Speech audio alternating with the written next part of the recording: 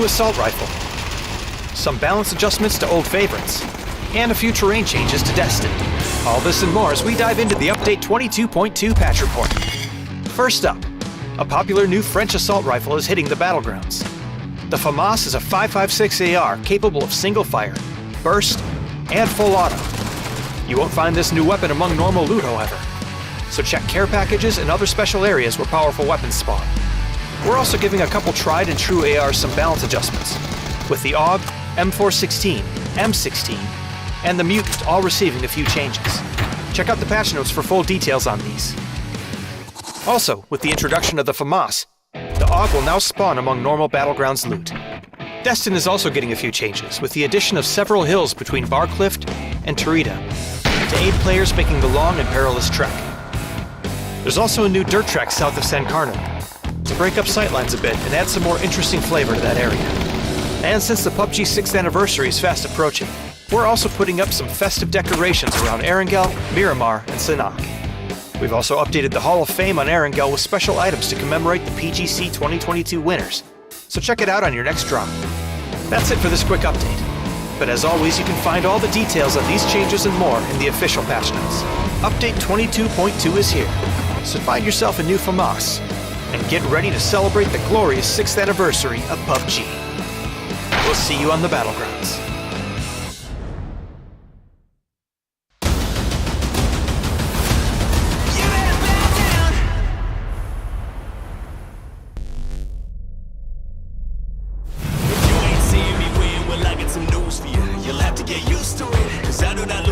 what I do, and I am not new to it. I'm on the road now, showing no signs that I slow down. This is the moment it goes down. Yeah, this is the battle, the showdown. So who really want it? Yeah, who really want it? I'm feeling good, you looking exhausted. I'll take your limits and I go beyond it. Yeah, there is a list of the greatest of all time, and I'm trying to be on it. I came here to conquer. I ain't gonna stop until I am iconic. Bring it on, bring it on. I'm taking on all of my enemies. I got the power, the energy. I'm the greatest celebrity. Bring it on, bring it on.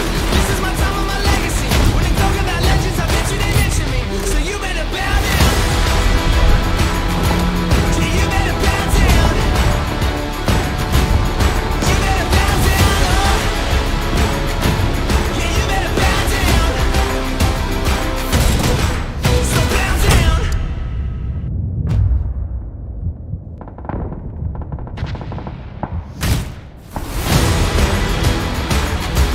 Yeah, you better bow down. So bow down.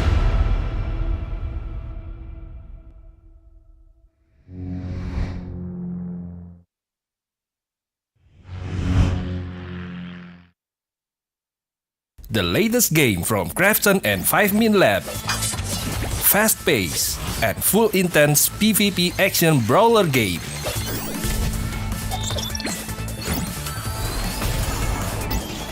Use your best combo to send your opponent to the lobby.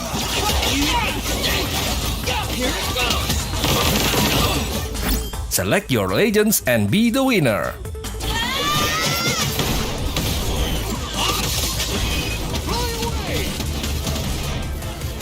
Pick the mode that suits your fighting style, from 1v1, 2v2 to Battle Royale. Available to download and play free on Play Store, App Store and Steam.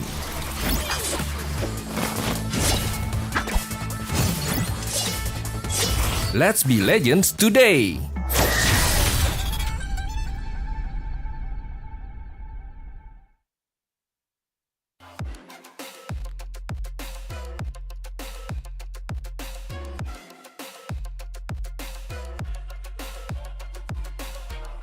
What is up, you battle-hardened survivors? This is the PUBG Challenger Rumble. It is day number 2 of even more PUBG actions. We are the commentators for the entire lovely Sunday. My name is Husky, alongside Victor.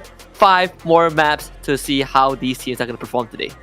Exactly. Yesterday we already saw these 16 teams battle it out over the course of 5 rounds, and now we already kind of have a good idea about where these teams stand. Though today is going to be a different day, of course, but some things do remain the same though, and that is of course going to be our point system here. The same system that we ran from yesterday itself. Chicken dinners will basically give you 3 extra placement points compared to second place, whereas it's all going to be a 1-point split all the way down to 8, and getting a single kill also gets you individual points. And we saw how important that is when it comes to actually getting onto the top of the leaderboard, because the vast majority of those teams in the top 4, they're really going for those kill points, aren't they?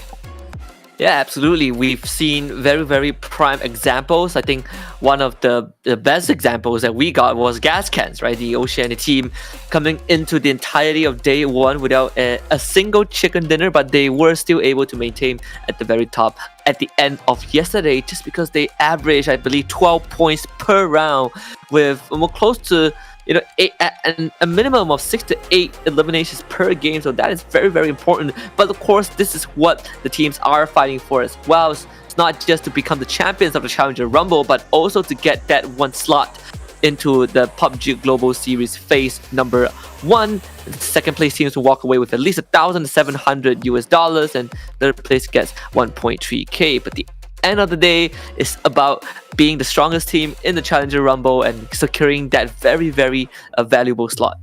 Yeah, it's so valuable indeed, that 1 slot to the PGS, because essentially it means that over the course of this Challenge Rumble, if you are tenacious enough, if you're able to win a lot of these matches, you are guaranteed a place, amongst the very best in the world when it comes to PUBG PC. So this is going to be the schedule we're running today. Today, of course, being day number 2, 12th of March, which means that we're going to be running 3 rounds on Erangel and then 2 rounds on Miramar. Yeah, this is very.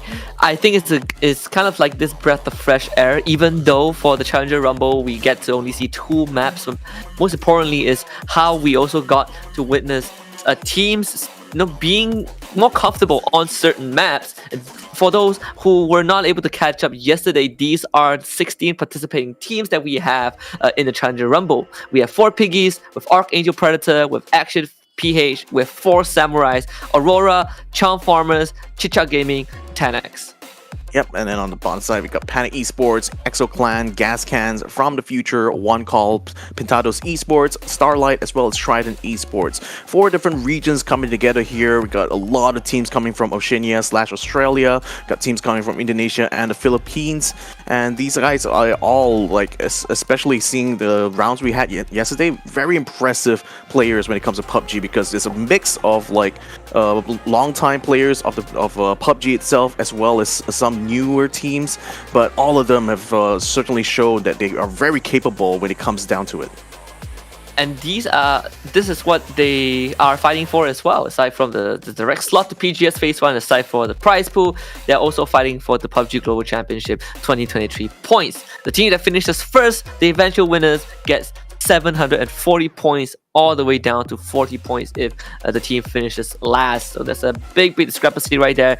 These kind of circuit points are very crucial for the rest of the year. This is how the teams prove that they deserve to be amongst the best of the best. Right now, we have a small inkling of what some of those teams might be, and hopefully that changes a bit today, because yesterday we can kind of shrug it off as maybe it's kind of like the day one phenomenon that some teams are just not able to kind of warm up the gears fast enough. But it's day 2, and I'm expecting to see so much more.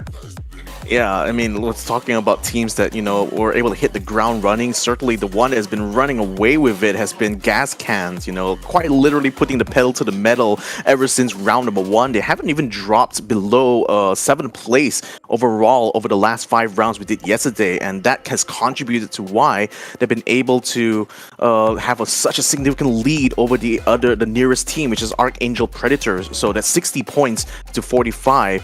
And when you look at teams like Arkangel Predators as well as On Call, who is currently 2nd and 3rd respectively, like, these 2 teams aren't as consistent compared to Gascans, but whenever they win, they usually win very, very big, and that's allowed them to be part of the top 4.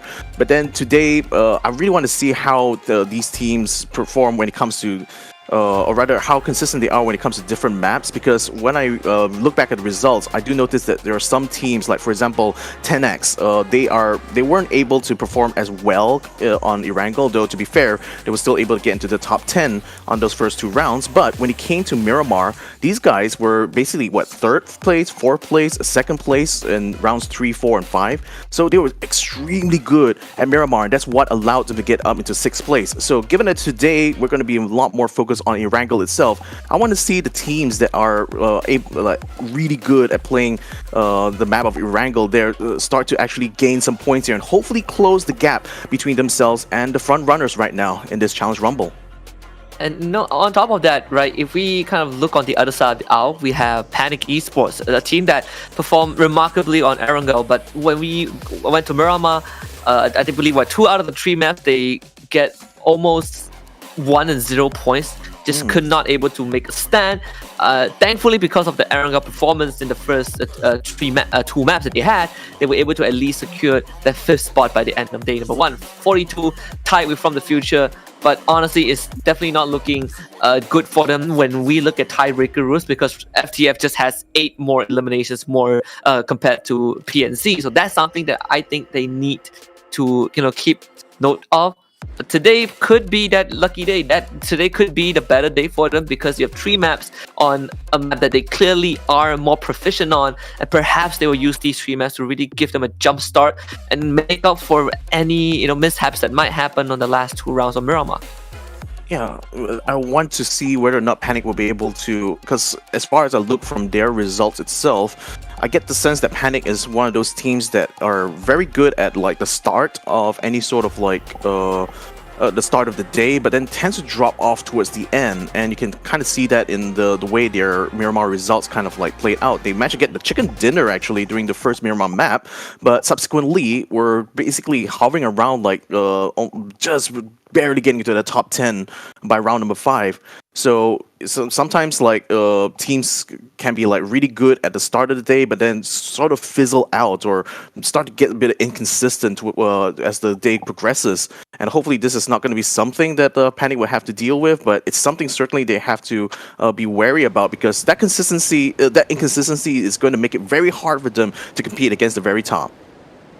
We'll see if the map is also consistent with how it decides to give us safe zones, because for yesterday it has been very consistent in giving us rogue circles, very brutal ones towards the side of the map that forces all these early movements, and I think it really can throw less experienced teams for a ride, because your entire the basis is we have a decent first 10 minutes to kind of get that, get our resources stocked up, and then we worry about rotations later on. But if you get corner circles, it makes it incredibly difficult because teams would be gunning to get into a safe haven. Yesterday was kind of an indicator of that. Very good flight path. It splits right down the middle, so we get a more even distributions of where these teams are dropping. Just minor overlaps between APH and CG, but aside from that, I think we're probably going to get a slower start to match number 1. It's interesting that Gascans yet again are taking like the northern spot. Yep, that circle's going down to southwards, and well, 4 Samurais have maybe like had a bit of premonition there, because they're the only ones who dropped onto Soft Knuckle Island, and it was quite funny to see as well. Like teams like 4 Piggies and Starlight were actually setting themselves up at the bridge, because I think they were thinking about trying to gatekeep them, but they realized, oh no, now we're the ones being gatekept by 4 Samurai. Oh yeah, I mean this is more brutal than the first Erangel circle we had yesterday. That one, at least you cover a bit of that mainland, but for this one, is all the way to the south, and there's very little chance that you go back onto mainland. I think that is going to be the key difference. Early knockdown onto Super Luik, but thankfully no eliminations just yet. They had to expand kind of those early utilities that they got to bring him back up, so that would be a minor setback in terms of getting their resources, I believe, for Cicak Gaming. But aside from that, no, all is well. That is kind of what we expected, right? APH and Cicak and CG, they were a bit close to one another. You can see the Starlight instantly making that rotation southwards. They do not want to waste any time. Yeah, I mean, might as well get into there as quickly as they can before 4 Samurai basically lose the entire island and takes everything for themselves, right?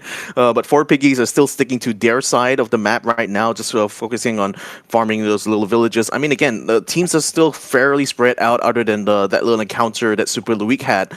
Doesn't seem that any other teams are currently locked in battle at the moment. So, I mean, again, as we've seen from yesterday itself, we always expect like phase 1 to always be kind of like quite quiet. I mean, it just makes me think about, my experiences normally whenever I play PUBG, because I always find those like the first 5 minutes of gameplay is like kind of like the chillest part of everything, right? It's like the point where you're just going through the motions, you're just going through your paths where you're farming, you're observing, but you're not really like going on engagements, you're not really having that tension quite yet. It's kind of like that calm before the storm, isn't it?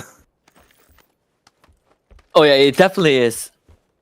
I think one of the most stressful things is just kind of the tension, right? The suspense that you are kind of waiting for something to happen, or you're trying to make something happen. All these, the silence is deafening when it comes down to Battle Royale. It is something that it took me a very long time to get used to. I think when I first started delving into this genre, when PUBG first came out years ago, I remember I jumped on the hype train and I was really into it. But the one thing that I really get punished for every time is just you feel the urge to do something, because I come from other game genres where I'm constantly in action, but in Battle Royale you kind of need that patience, something that I lack, and it really gets to you every once in a while. On call though, they're carrying a lot of these engines. APH is basically setting up shop around this perimeter. Yeah, in fact, like I think Action PH is actually cut off like the route a little bit for on call.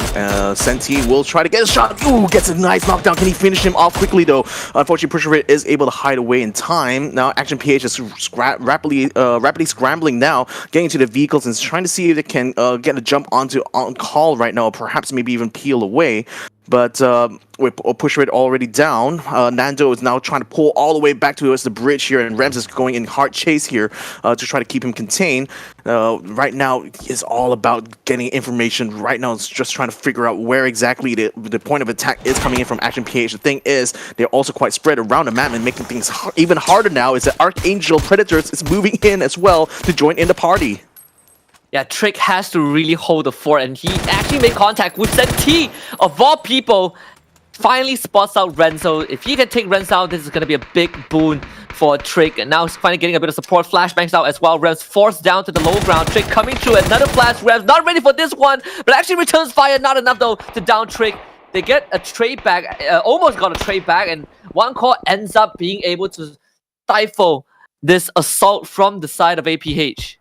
Yeah, but the problem is like whoever wins this battle between one call as well as APH are going to have to face off against Arkangel Predator as well. And Arkangel Predator is already like setting themselves up in a way that like they're just prepared to storm once one of these teams get eliminated or like that gets decimated. So this is turning into a very tense situation right now for both ONC as well as APH. They know that they need to finish off this fight, but they're very much spread out. They're very bogged down in this situation here. There's not a lot of cover between the members right now, so I think it's kind of every man for himself. They're just gonna have to deal with their own individual sectors right now and hopefully be able to put down some kills. The nade tagging onto Jo, that's gonna force him out into the open. Alec, great follow-up with that MK12, and that's gonna put Jo in a tough spot. Just having the right weaponry from Alec, right? Also having the Barrel M762 in his hands, Jo going down means that AAP not only were able to kind of chip in and be that third party, but it also puts one call in a very, very tough spot. Jaxi also getting pinned down by 9 on the other end. Whereas if you are, APH, I think you can definitely afford to leave this area and rotate elsewhere. EXO also kind of dropping by on that hillside nearby. This could pose a problem for Arkangel Predator if they're not aware. They may be able to catch a few stragglers. The thing is, there's only a duo, so I think they're just more like scouting right now to try to see what the situation is and where all those gunshots coming from. But AAP are very much rapidly moving right now, going straight at Jaxi. Oh, the grenade catches the engine bots though, forcing him to fall back to Evil Patrick. Another grenade is going to come out, almost catching out, and like actually catches Alec as well. Evil Patrick now just completely stuck in the shit, just outside. Dan at the moment is a little bit tied up because he's receiving fire from the mountainside, so he's not able to support his teammates right now. Evil Patrick now goes for the revive. Jaxi a little bit slow to respond to that, tries to put a flashbang in front in order to try to disrupt and just keep them guessing, but so far no one is taking the bait. Oh my god, he actually stuck the revive. This is good news for AAP. I mean, Alec might have costed his team this match. He has to kind of pull his weight right now. He ran over Aljin Boss with their own car, and now they're gonna come in, swing for Jaxi, finds the kill. AAP almost going down to their own actions, but averting disaster just for a little bit. One call now taking the brunt of it. EXO finally decides to jump in. Aljin Boss takes the hit from behind, and AAP just not catching a break. Very, very unfortunate turn of events. Alec drives in, runs down his own teammate, sticks the revive, but so much time was expended that now EXO can also show up, and AAP, because of that one action, becomes the first team to get wiped out. I mean, EXO Clan now is like regrouped here, and they're certainly making things really hard. And the ONC decides that they're going to cut their losses and pull back to the bridge now, which would sort of allow them to play gatekeeper. The problem is there's only 2 members around here that's still active. They do pick up a boat though, so maybe we'll be able to relocate to another part of the island that way. So hopefully we'll be able to peel away. But now this battle has shifted from APH versus ONC now to EXO versus Arkangel Predators. And right now Arkangel Predators not looking too good at the moment because I think they just got themselves decimated. Yeah, again, right? It started with Alec, unfortunately, running down Aljin Boss, and they had to spend a lot of time getting a revive. They even got naded by ONC. Just a chain of events that led to the elimination. There's going to be a lot of time for them to talk about it. For the rest of the round. Now that they're out in the lobby, but the circle definitely not kind. CG maybe thinking to go for swim. They're at the harbor town right now. They're getting completely suppressed by APH. So only one team will make it out at that point. PNC just arrived at the checkpoint at the bridge. That's going to be gatekept by Gascans as well. And now with the circle closing it into phase 2, we are definitely getting this island finish. So 4 Samurai's already taken control over this hilltop here. That's going to give them like a bit of a high ground advantage. The problem is they're surrounded on all sides by squads who have just finally made their way to the island now. Speaking of making their way to the island, Trick maybe trying to set up a bit of an ambush here. Goes for the spray on the EXP, gets one knockdown, tries to get for the second one, does get the second knockdown now. Oh, nice. EXO stopped in their tracks here, trying to figure out what they can try to do in return. Well, Nando, he spots Kang, doesn't quite reveal his position yet. It's going to try to play backdoor here. While EXO Clan now tries to maneuver onto Trick. They're getting shots done onto him now. But then where is Nando? Nando needs to come and help him out here. At least try to confirm those kills. But EXO seems like to be able to regain control over the situation right now on the bridge. As Nando only now just reaches them at the edge of the blue zone. Tries to get a kill onto EMT. But doesn't quite finish him off there. Trick will be able to get the kill anyway. But Kang will quickly, swiftly put an end to that run now, and then finally Goosecack finds Nando, tries to slam him down right now, but Nando's not making it easy for him, dodging through the trees and making himself a very tiny silhouette, making it so hard for Goose to actually land a hit. Basically, spoilers at this point. EXO having to turn back, get rid of Trick, expend a lot of resources to heal back the teammate. They still end up losing 1 in the process, and to make matters worse, now they have someone else on their tail, and that is Pintadoes. EXO just getting back on their vehicle, driving inlands. Goose might be staying behind just in case it's going to be another ambush. Nandu J at least securing 1 kill out of the 2 initial knockdowns that Trick got for him. Pintadoes being really patient. Oh, they see this happening. EXO completely out in the open. Pintadoes couldn't find a shot just yet, but it does give them confirmation that EXO has now completely left that bridge. And Pintadoes now, if they want to move in through, with their cars, they can definitely do so. Yeah, and the thing is that Pintadoes had a lot of bandages and health kits that allowed them to stay on that in the blue zone for quite a while. And again, first phase blue zone is not that bad. Cicak Gaming is rolling in style, but they're going to get ambushed very quickly by Charm Farmers who are already set up in the port. He's trying to send a grenade down. Didn't quite land on anyone though, but Super Louis is keeping an eye out from the port side. Unfortunately, they already have one of the players knocked down here. Invis sending a grenade. Does kind of miss the boat right there. Oh, but that next one lands very close where Krypton is and almost lands a double knockdown onto Cicak Gaming. Charm Farmer slowly boarding the ship. This looks like a movie scene right now. As they are sieging this mode of transportation. Cicak Gaming trying to hold on. Krypton able to heal back up. They get the molly though into the container. Not able to completely flush Cicak Gaming out. Smoke grenades being tossed out just to block out vision. He's looking for a way to get onto dry land, but I think the plan is just to hold up for as long as possible before the ship sails again. So Cicak Gaming a burning disaster, and unfortunately for Charm Farmers, couldn't get much done. Good news for Cicak Gaming, they were able to at least get a car onto that ship, so they should have a mode of transportation. But this is going to take quite a while before we see Cicak Gaming again. Charm Farmers making a lot of noise that might attract Trident Esports, who are close to them towards that western side of the map. Whereas for Cicak Gaming, well, they survive for a longer time. Yeah, I think all that commotion just now has certainly brought the attention of Trident, so that's why they're maneuvering up, which means the Charm Farmers now are going to be facing a siege here. In fact, the Trident's already maneuvered very quickly into the warehouse here where Charm Farmers set up. They're already getting 1 knockdown, Snow getting the kill first, now trying to finish it off with the grenade. But then he still has his teammate down at the moment, so they're a bit locked up inside this warehouse, which is making a good move now for Big Boy Maka to try to move in aggressively to get over Invis. They get the knockdown to Snow, finish off him and Jam as a quick double kill there on the Trident. Yeah, Snow threw out 2 nades, but unfortunately they were not enough to finish out Ryu.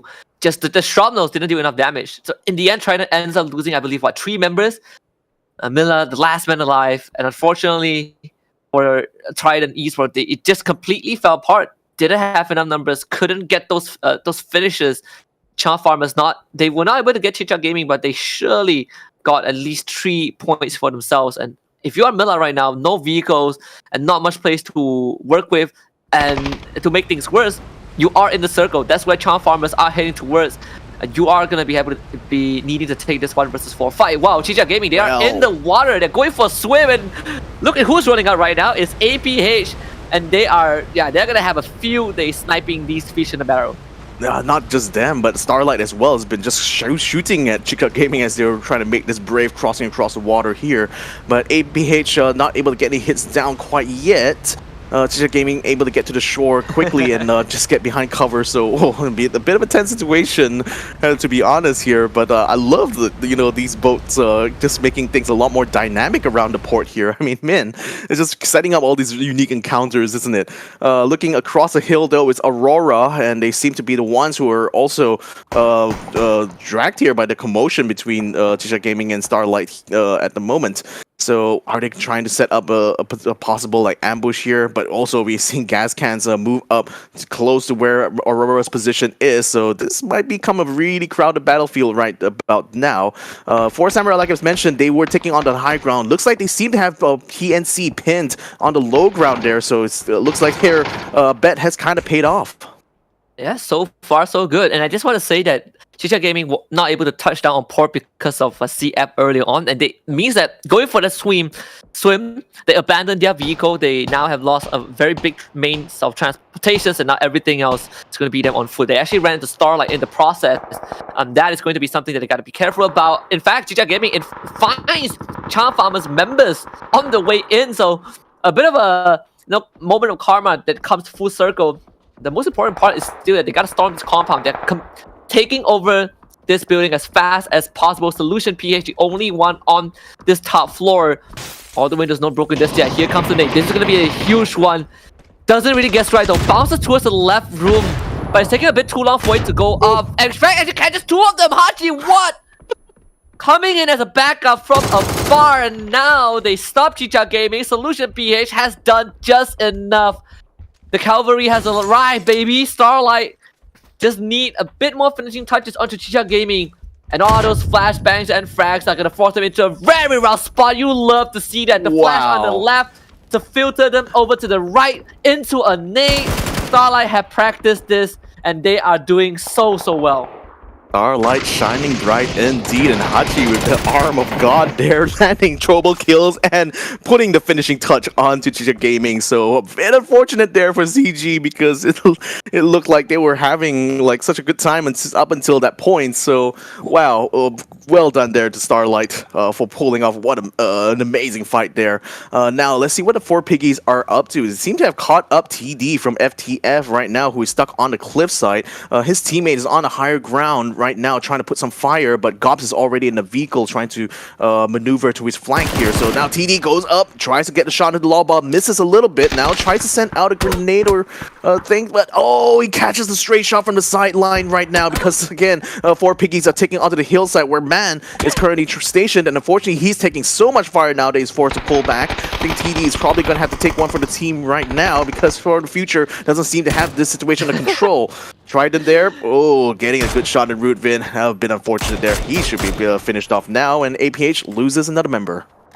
He tried to perform a drive-by, but didn't work out, unfortunately. Miller still stays alive for Trident.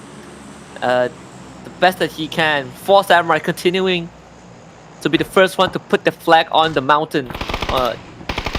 Gascans also one of the teams that is pinned down. Miller finally put to rest Solution PH. Gonna get that job done. Starlight continuing to press on forward, and they also found Man just picking off stragglers. Starlight has effectively eliminated 3 teams consecutively.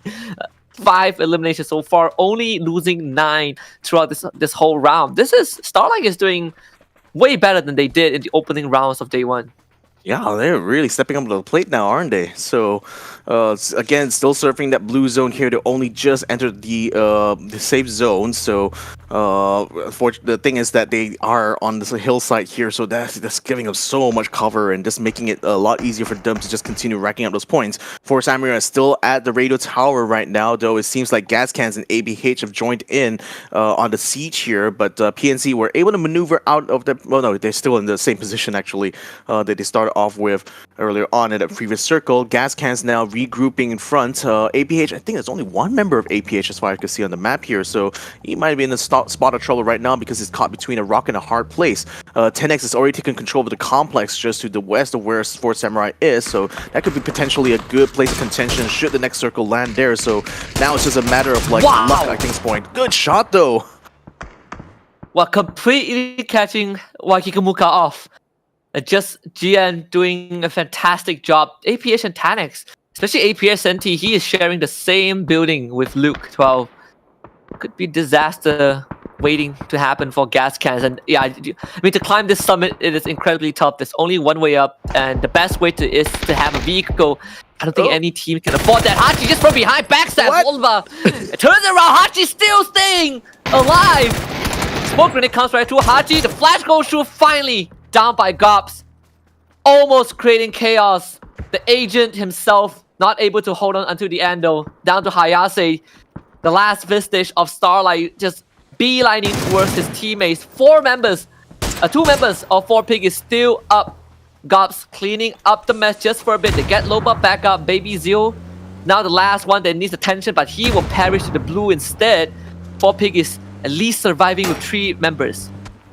Oh man, I mean, that could have been a master stroke there, but very unfortunate for Starlight. So now 4 Piggies making their way into the center. Look at how crowded this circle is right now. But the thing is, the people with the best position here certainly is 4 Samurai, because they can control the tower. Radio tower means it's going to be quite hard for them to actually keep things up. And Gobs gets knocked down, and Fleeway's not close enough to try to rescue his friend there. So I think 4 Piggies now down to 1 single member here. A bit unfortunate now. PNC still stuck in their little foxhole, or rather, quite literally a crater for them. But and just getting rained upon right now by YSA from 4 Samurai. They're starting to run out of smokes, and with members getting knocked down, you're losing armor. You're spending a lot of utility, and 4 Samurais, they know that that's the only place that PNC can be in. You gotta really make those decisions. Set up the smoke to quickly make a run for it. I think PNC might have to go into damage control mode and start cutting costs.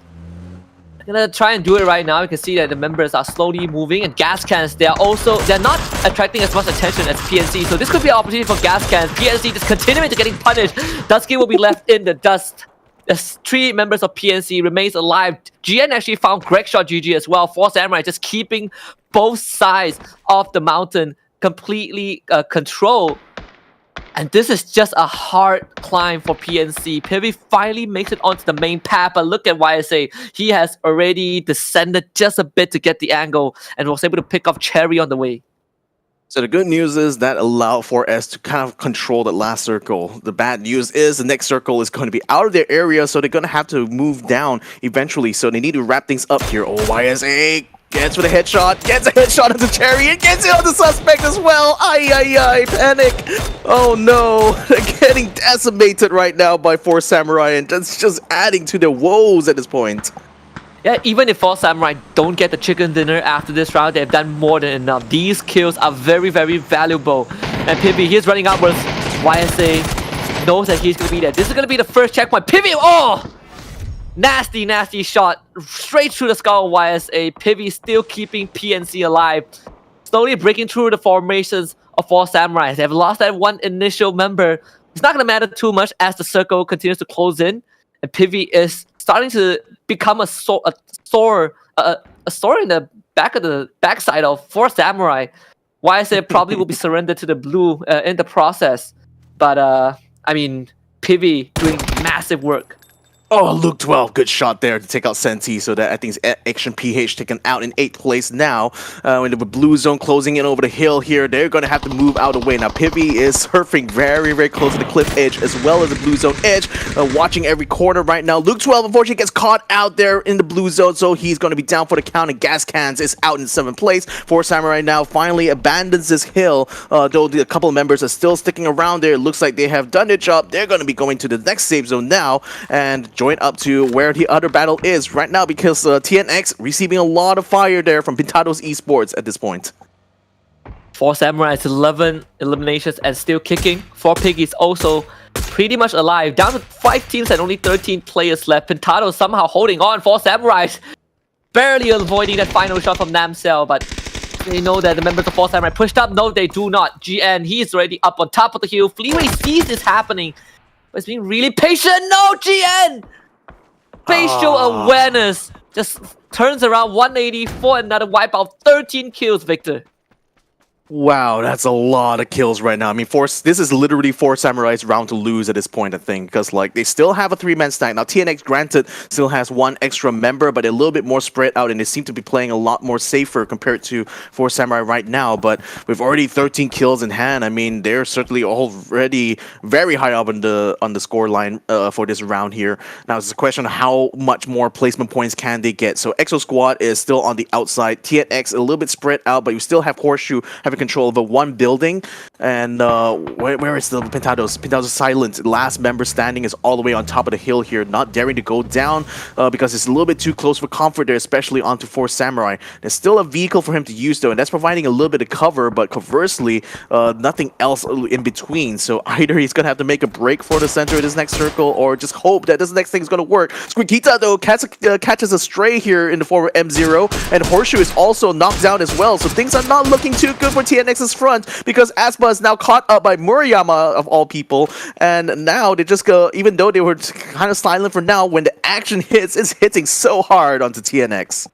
And for 4 Samurais, they don't really need to worry about too much. They're coming in from the side of the circle. There's really nothing much for them to be concerned about.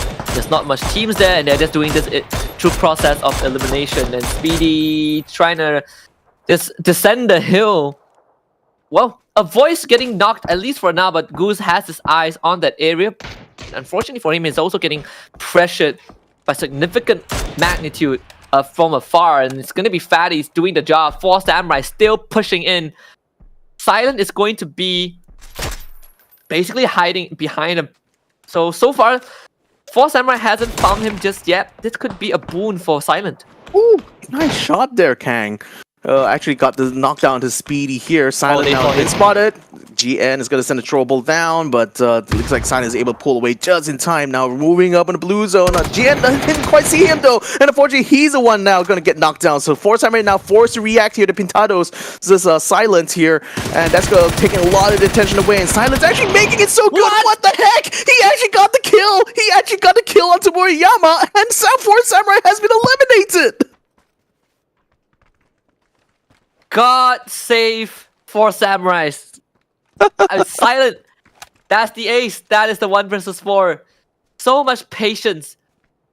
Pintadoes breathing a big sigh of relief. And now this is a very, very winnable round. As much as we say EXO, they have the man advantage. But there's 2 different angles for them to worry about. You have Silent on one side, Aspa on the other. And EXO don't necessarily have the best angle. And I would argue that Silent now has the high ground. Has the high ground for himself. This phase number 8 coming through. Obviously, the circle favoring Aspa a bit more. This will be a bit stressful though if you are Tenax, because Aspa is literally caught in this small ditch, this small crater that EXO can flush out with utilities. But for Silent, they have no idea where he is. Yeah, I mean, Aspa is just has no information even. Like that's a big problem about his position right now, is that he's not going to be able to peek out to get information. At least Silent may be able to, but he's choosing instead to stay quite literally silent right now. Silent, but perhaps quite deadly as well, given the counter with 4 Samurai. So EXO as well, probably a little bit wary at this point, because they also have no information whatsoever outside of like general direction about where Aspa or Silent Silent is. So they're just waiting for this next circle to play out first before they have to move. And the thing is that I don't. Well, okay. I'm looking at where this circle is right now. The center is quite literally out in the open. So, man, it's just now this is like the tensest possible moment here in this round here. I mean, you have EXO still having a 3-man squad. Technically, you do have the man advantage, but they don't have the element of surprise, which is what both Silent and Aspa has. And that could be the edge that allow these two solo players to maybe get an edge over this one squad. Oh, Silent, he is so close. Because Squikita, a part of him, his spidey senses are tingling, but Silent is just not showing up on his sidelines. Squikita, the last man, we're just holding that angle. You can see the rest of EXO, they're coming in. They want to take the high ground. Silent, surely you hear this coming. He does have the element of surprise. He might be able to catch both Kang and Goose. Silent, not able to do so though. Kang reaches there first, and just too many crosshairs for Silent to worry about. And it's all down to Aspa, and they saw him. EXO with a chicken dinner and 9 kills to close out the first map. What a finisher, Victor. What a finisher do we have to start off the second game. Second day. The second day, right? Yeah. I mean, man. I mean, that was such an impressive series of events that occurred there. I mean, wow. I mean, where do I even begin with this? Like, 4 Samurai just basically hitting the lottery on this round by taking control over the highest point on Sokonova Island, and then quite literally using the cliffside to make it an area of death, really, for a lot of squads to try to wander in. I mean, we got teams like PNC, Tenax, PNC, Gascans getting themselves cut down in that one area alone, and then of course 4 Samurai were unfortunately cut down by, of all things, like a 1v4 situation involving Silent from Pintadoes. So I mean, it's just kind of like, it feels like I'm watching a sitcom where like a new challenger appears not just every next episode, but it just seems like every 5 minutes a new challenger appears that's even stronger than the previous one, right? That's crazy, this whole how this first match turned out. A lot of these players have definitely woken up from their slumber, and I do like this opening, right? We see teams like Gascans and PNC in this game for the first time in a round, especially for Gascans. They were not able to get much eliminations, I believe, and just the presence that you sense from these two teams, not as much as you normally would expect, normally what you saw from day number 1. And it really gave way to a lot of these other teams to step out. I mean, EXO was a team that we looked at yesterday, and we were slightly concerned, right? Because they were struggling a lot. They were not able to really convert many of their actions into meaningful results. But here they are, it's very systematically getting that final chicken dinner for themselves, with their numbers advantage. And if you are 4 Samurais, you are definitely going to have a bit of a discussion about what happened towards the tail end of match 1. If you're Arkangel Predator, you're definitely going to have a discussion about who is going to drive the car in the future, because Alec definitely might not be the best driver in this scenario. All things aside, EXO Clan, just great opening. This is Oceania, again, getting the initial dub. Yeah, and looking at 4 Samurai as well, I mean, I have a feeling that 4 Samurai is going to use these 3 rounds of Wrangle to really try to make a campaign now to get themselves into the top 8. And I think they have a really good chance of doing that, because they're not exactly the best when it comes to Miramar. They finish like in the bottom 14 for all 3 of those rounds. But then whereas when you look at their results in the Wrangle, they've been quite consistently in the top 6. So I think like they've not only woken up, but they've just been handed quite literally a good scenario in this first match that allows them to capitalize so much off of. So I'm really stoked to see whether or not 4 Samurai will be able to use this as a launching pad to further their momentum up the leaderboard. Yeah, there's so many great moments this match, right? Not just from individual plays, but how the teams have been able to really take advantage of the positions that they're in. We saw Starlight doing a massive flush onto Cicak Gaming. I think that was very, very well done strategically. Let's look at the at least match scoreboard. EXO, the monstrous round, 19 total points. 4 Samurais, again, they might not have finished in a good spot, but the amount of eliminations that they got just from being able to take that high ground gave them 14 monstrous kills, 18 points for the first map. And then when you look down the leaderboard, PNC only got 4, Gascans only getting 3, the lowest that they've ever gotten across all the rounds that they've played. Yeah, but to be fair to Gascan, as long as they're doing a little bit better compared to their rivals in the later rounds, they could still maintain at least a healthy lead. And in fact, their lead right now is quite significant that, yeah, maybe a lot of teams will be quite relieved to see the Gascans is quite far down the board because at least that may make things a little bit easier for them to catch up. I say that though, but teams like AAP and ONC did not really capitalize too much on this first match of the day, and thus they have not really closed the gap whatsoever to Gascans. Though Gascans only has increased their points by 3, making it to 63 now. AAP and ONC are still tied up at 47 points each, and Panic, they still are stuck at 46. But let's see where 4 Samurais is. 4 Samurais now in 7th place here after the brilliant match number 1. So that puts them ahead now. Pintadoes Esports here. Starlight, even they're actually like the team that had the highest eliminations but 0 placement points in this round here. So kind of disappointing, I think, on their end. But nevertheless, they're still in the 9th rank though. So they still have a potential to try to compete against 4 Samurai and Pintadoes. They just need to get around where things kind of fall together in place properly for them, I think. And I think it's also great to see that more and more teams are joining the conversation, kind of the race on the first page. You can argue that, yeah, sure, Starlight is still in 9th place, but they are only 4 points behind Pintadoes, so you can definitely count them in that lot. I think right now the teams from EXO and onwards, these are the teams that really need to step up a bit. EXO did a fantastic job in match number 1, and I think just a couple more rounds like that, where you get decent points, and you will be able to see EXO on the first page as well. I think the competition definitely spiced up after that first round. We still have 2 more maps of Arkangel coming up. Map 2 is going to be the absolute same, but with how match 1 has gone, I think it's fair to say that as much as day 1 has shown us some teams being really good on the map, we're seeing more of those examples, and that means that the result is going to be even more unpredictable. Yeah, it's not about how you start things off, it's about how you finish right. And, Challenge Rumble is still at a long, long way. There's still a lot more rounds to be played throughout over the course of the next few weeks. So, again, the Gascans at least has already get themselves a really strong lead right now. The question is how long can they stay there as teams other teams start to wake up, start to get more points, and start to build more momentum on their leaderboard here. I mean, they could probably still, just from the fact they're very much having a lot of eliminations already, they probably could just prioritize that a lot more and still maintain a healthy lead. But I think they're at certain points now, especially with Miramar, especially with the maps changing a little bit, I just want to see how they will start to adapt when things start not going their way.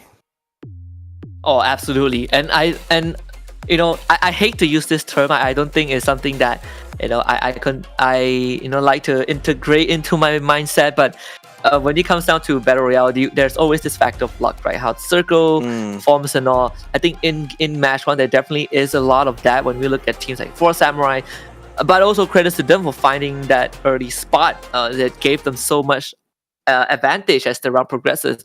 But overall, we also saw some teams that when they're put in a tough spot, they kind of know how to maneuver around that. Especially you look at teams like Gascans and Panic. Even though they got wiped out pretty early on, they didn't get much points. But the way that they held on, it's not easy to do when you're put in such a tough position and you have to kind of anchor down. We'll see if that's going to be the case. Completely different flight path this time. We're going horizontal, west to east. This time more towards that northern end. We got a great first circle, honestly. We'll see if this one is going to be the same. In fact, I think all the Arkangel maps that we had, including the ones from yesterday, has always been to the southern side. I want to see one that goes north. I want diversity. Give me some great circles. Yeah, I mean, what probably would throw everyone for a loop more likely would be those circles that end up a lot in the water. If you recall, like round 2 from yesterday, that one certainly just made it so crowded even before, I think, phase 4. So we'll see how things will turn out. Still plenty of time yet before we'll be getting things boots on the ground. One call is just only about landed right now. So has APH as well as Cicak Gaming. Though it seems like Super Luik having to run away quite quickly though, because Rudebin already has the control over the rooftops here. But let's see where everyone else is headed to. Oh, I mean, wow, Husky, you certainly called it here, because that circle going up north and half of it is covered up by water. So wow, talk about, I think the commentator's curse is finally lifted for the two of us. Yeah, honestly, you know, a part of me was like, I want to see a Zarki circle, but I feel like that's too common. I want to see a Georgia Post circle. That is going to be interesting. To see how the landscape is. All things considered, you know, Cicak Gaming and APH, they share almost the same drop zone. This is, I believe, since yesterday they have been really overlapping. Juice is just getting fired at. He's parachuting down very, very slowly. We'll see if they can shoot the duck out of the sky. Whoever was firing at Juice. That's an interesting thing. I mean, I guess he's like flowing down slowly, so he will be able to still maintain like an oversight over his squad as they are on the ground farming there. So unfortunately, that still opens you up for the possibility of getting shot down by someone else, which was what we saw just now with the tracers headed his direction. But nevertheless, though, I don't think he has been caught out yet, because we haven't seen anything in the kill feed. So I think Jusek should be safe for now. Nevertheless, yet again, we're still. I still want to see whether or not teams like 4 Piggies. I mean, we already saw what EXO Clan was able to do. Just quickly shoot themselves all the way up into the first page of the leaderboard there, just from taking this one chicken dinner. But I want to see whether the other teams can do it here, because teams like 4 Piggies, Charm Farmers, Aurora, Cicak, they have been impressive in some fights momentarily, but haven't really been able to find the success yet compared to the other teams in that first page. So what is it going to take for these guys to finally get that break, though? Is it still going to be all about that luck, or can they make their own fate? I think so far it has just been, you know, small skirmishes. You kind of those scenarios where you get the drop on someone, then you get a better lead. That has been the case for a lot of these teams, and we have seen, you know, squads like, I believe, Starlight just starting to take more initiative. But overall, at the end, it really still comes down to how you know, your decision making in the process, right? Take AAP for example. This is a phenomenal team for the Philippines. I would argue that they are the strongest. You know, I would, you know, top 2, top 3 from the region. And even then, sometimes you see those split-second decisions that has resulted in catastrophic accidents. Game 1 was a very, very prime example where you get a team knocked down, and then it led to you spending time and resources, and it's just a domino effect that led to AAP becoming the first team to get completely wiped.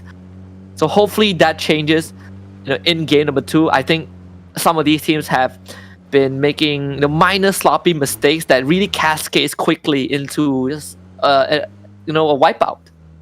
And that's just kind of like the nature of competitive esports, isn't it? Because frankly, you know, you can spend an almost entire lifetime quite literally getting good at a game, but sometimes your success can just be dictated within a matter of minutes or even seconds. So it's really all about you being able to show up the moment that you are needed there and actually pull off like the play that you're looking for. And sometimes those moments added together are the ones that creates these kind of legends, right? Especially in terms of like teams in these regions here. Nevertheless, right now Pintadoes going for the spray on the Jexi. Is he going to be able to get it? Not quite.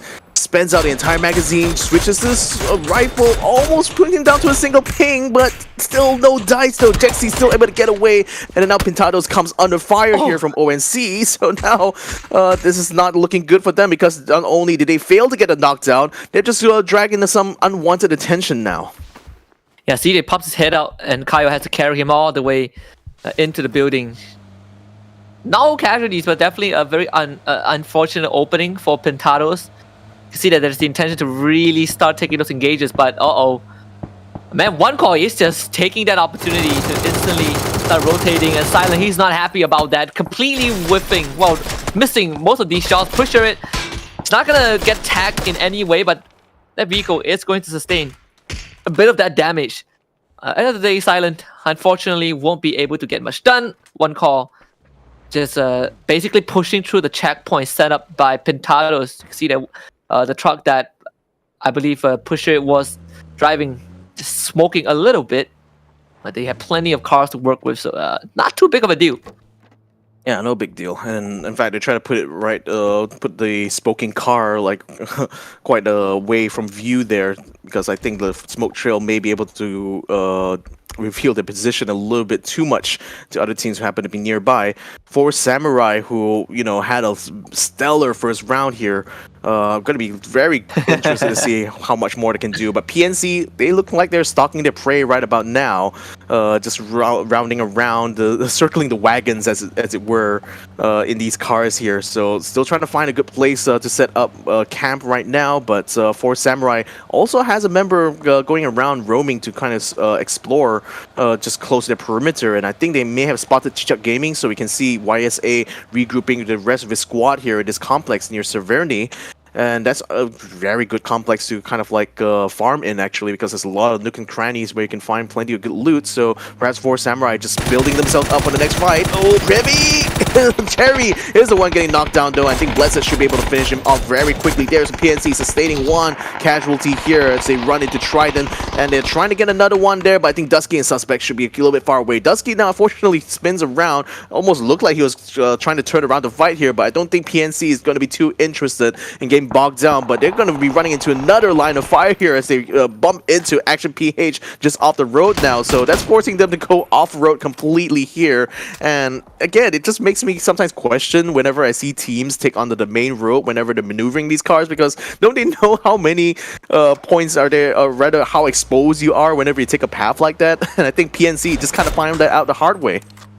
PNC just not having a good game at all. They lost 2 members, and you can say the same for Cicak Gaming, For Samurai. Catching them going for a ride on the beach. GN. He's aiming for the third, not able to find it just yet. I mean, it's fine if they just settle for the 2 that they have. Oh, Gascan just found suspects. PNC down to just one last member. Abysmal start to the day. Definitely not a good one if you are panicked, but Gascans happy that they can get at least a point on the way. Dusky, the last man alive, still not able to find a place to settle down. This is part of the problem, right? We discuss about all these early rotations that kind of was forced because of these really rogue circles, and Dusky, he is feeling the impact of it, and he's just not fast enough, and he's still getting shot at, this time by Fleaways. 4 Piggies making contact with PNC, and Fleaways, oh, even saw someone else. It's Kikita from EXO. This guy is picking fights with everyone. Yeah, just pick on anyone and everyone he can just land his crosshairs on. So Dusky, though, taking a little bit of a safer route here in this uneven terrain, but I don't think the car is necessarily the best car to use here, as you can see how much he's struggling right now to try to get himself in position. But nevertheless, he decides to kind of cut his losses a little bit and just patch himself up while he is in this embankment here. Where is this next circle going to land in? So we can already see Aurora moving up from the school area here to get into the safe zone. They will be able to get to near this river mouth area, or rather the river delta, just north of the ruins.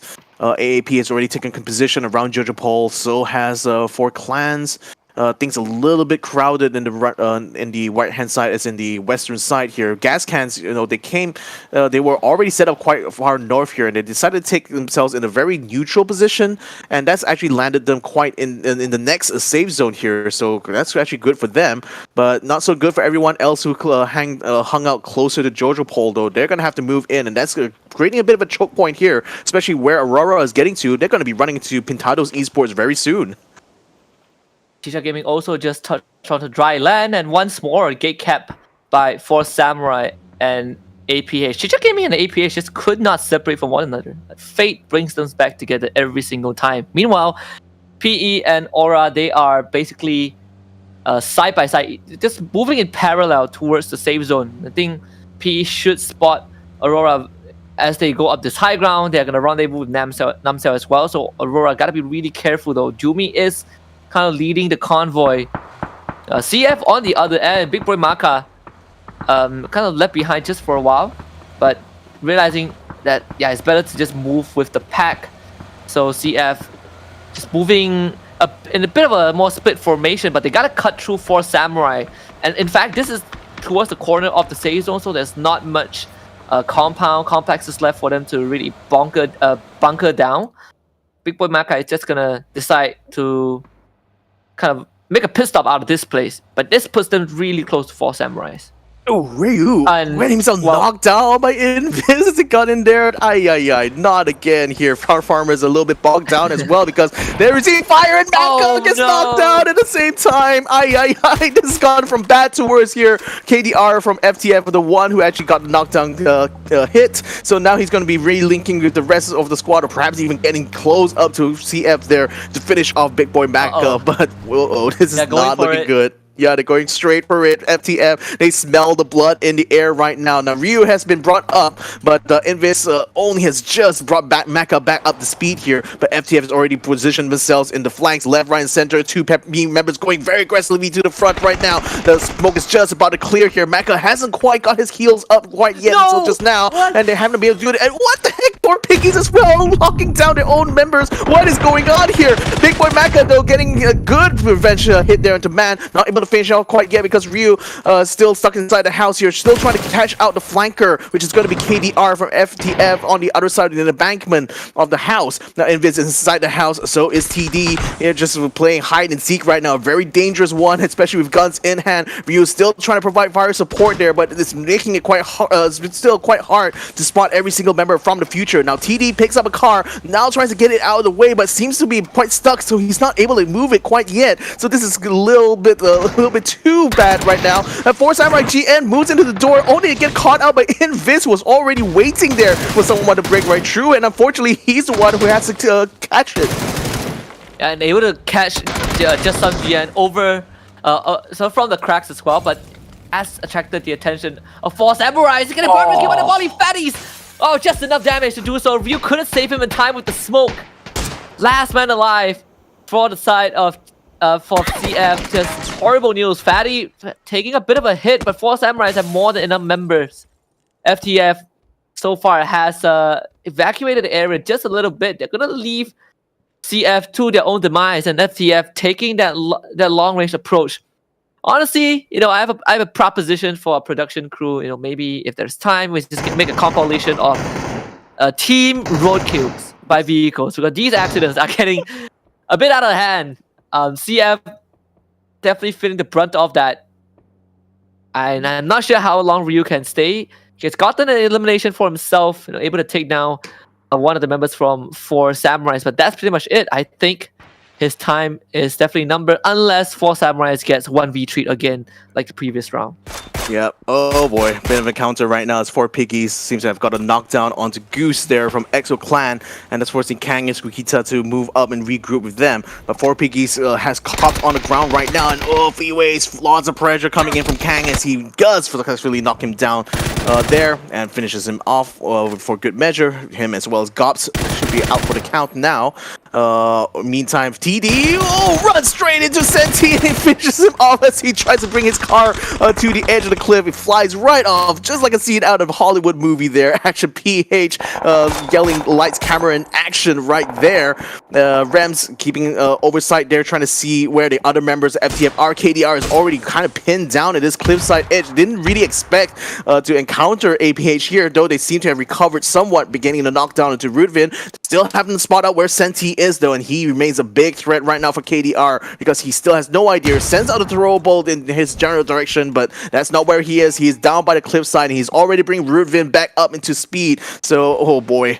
Now, the rest of FTF are now coming in. Man and Simoy are coming in to try to back up KDR and hopefully be able to finish off this member of APH who's stuck on the outside. And KDR finds Senti and does knock him down. Can he finish him off in time, though? Yes, Simoy comes in now, finishes his partner there, Rutvin, and will be able to get the grace there and 2 kill points for FTF. I think APH wanted to have Jo coming from the flank, but he took a bit too long, and you can see on the map Jo is driving away. This fight is already done and dusted. Meanwhile, for Pintadoes, they are getting completely surrounded by Trident, and of course, their one lone member, Snow, is putting a lot of pressure from the side. So Pintadoes, they gotta try and get rid of Snow just so that they could alleviate some of that side pressure, with APH from afar also shooting in that general direction, it will make it a bit more complicated for Pintadoes to do too much. They gotta get Kyle back up though, and Trident moving forward with their vehicles. Pintadoes, you gotta try and hold the fort right now. Trident mounting this assault. They have snow prevent support fire, and Silent just got brought back up. The troll was coming through the nade under the vehicle. Watch out, Namsel, two of them! Namsel getting knocked down, and Silent can't get close to his teammate.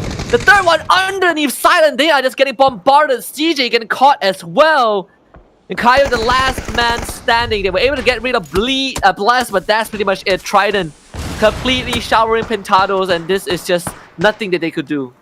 Wow, that was incredible there from Trident. And just off on the map earlier on, I also saw four samurais getting bumping into Aurora and actually having a couple of their members knocked down at the same time. So I wonder how many members of theirs are still alive right now. Trident's jam is actually moving into where Aurora is, and Aurora only has a single vehicle for their not only their use but also for their cover. So they're in a little bit of a sticky situation. That's not necessarily because they are outnumbered. Just that it's very much lacking cover. Greg trying to get a knockdown there into that Gascans member. Didn't quite get him though, but he does have Luke right here, so he should be able to finish this one off very easily to get that easy single kill point. Tenax Speedy finds one, the EMPT, and he will be able to finish him off there just in time to save his teammate M0, who is caught up inside the shack. EXO in the meantime has been eliminated, so finishing in, I believe, 13th place. Trident continuing to fight out. Aurora getting absolutely sprayed out. What such control from Jam. Should be able to get this finisher. 1 HP left, but 1 HP is all he needs to stay alive and continue the run for Trident. Myla is brought back up. Oh, PRDX coming through. Back up from Trident, not able to keep Jam alive. So Aurora at least getting something done, but unfortunately for PRDX, he's completely boxed in. And Trident just slowly making this a painful one for PRDX. Yeah, I think like he certainly should have like popped a smoke or something if he had one. But we'll look at Tenax go troll getting everything thrown at them, including the kitchen sink, and there's no way M0 is going to be surviving that. I think Speedy is probably going to be taken down as well. Asba is way too far in order to try to rescue his teammates though, so I think Tenax might be down to 1 by the end of this here. What a wow. That's just so unfortunate there for Trident Esports. Just nowhere to go. Spotted hiding in the shack and basically barbecued by the Molotov.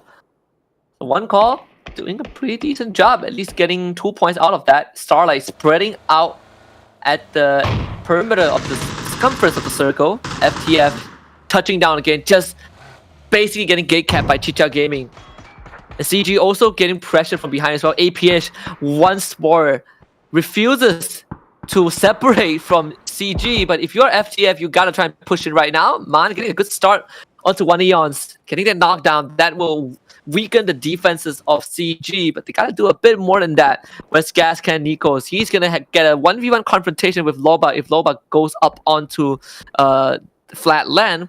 And for now, a one call also has just found a safe haven, but YSA, he's hiding there. Yeah, oh, KDR. He already got the kill onto X7 Yes.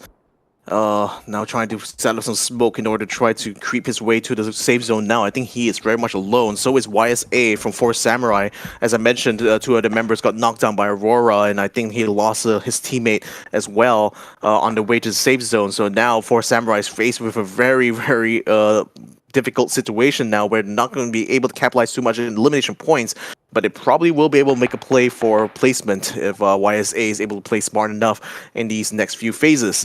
Now, man, unfortunately, going to be taken down a notch there. I think might have been caught out in the blue zone maybe, because it doesn't seem like anyone actually picked him off there.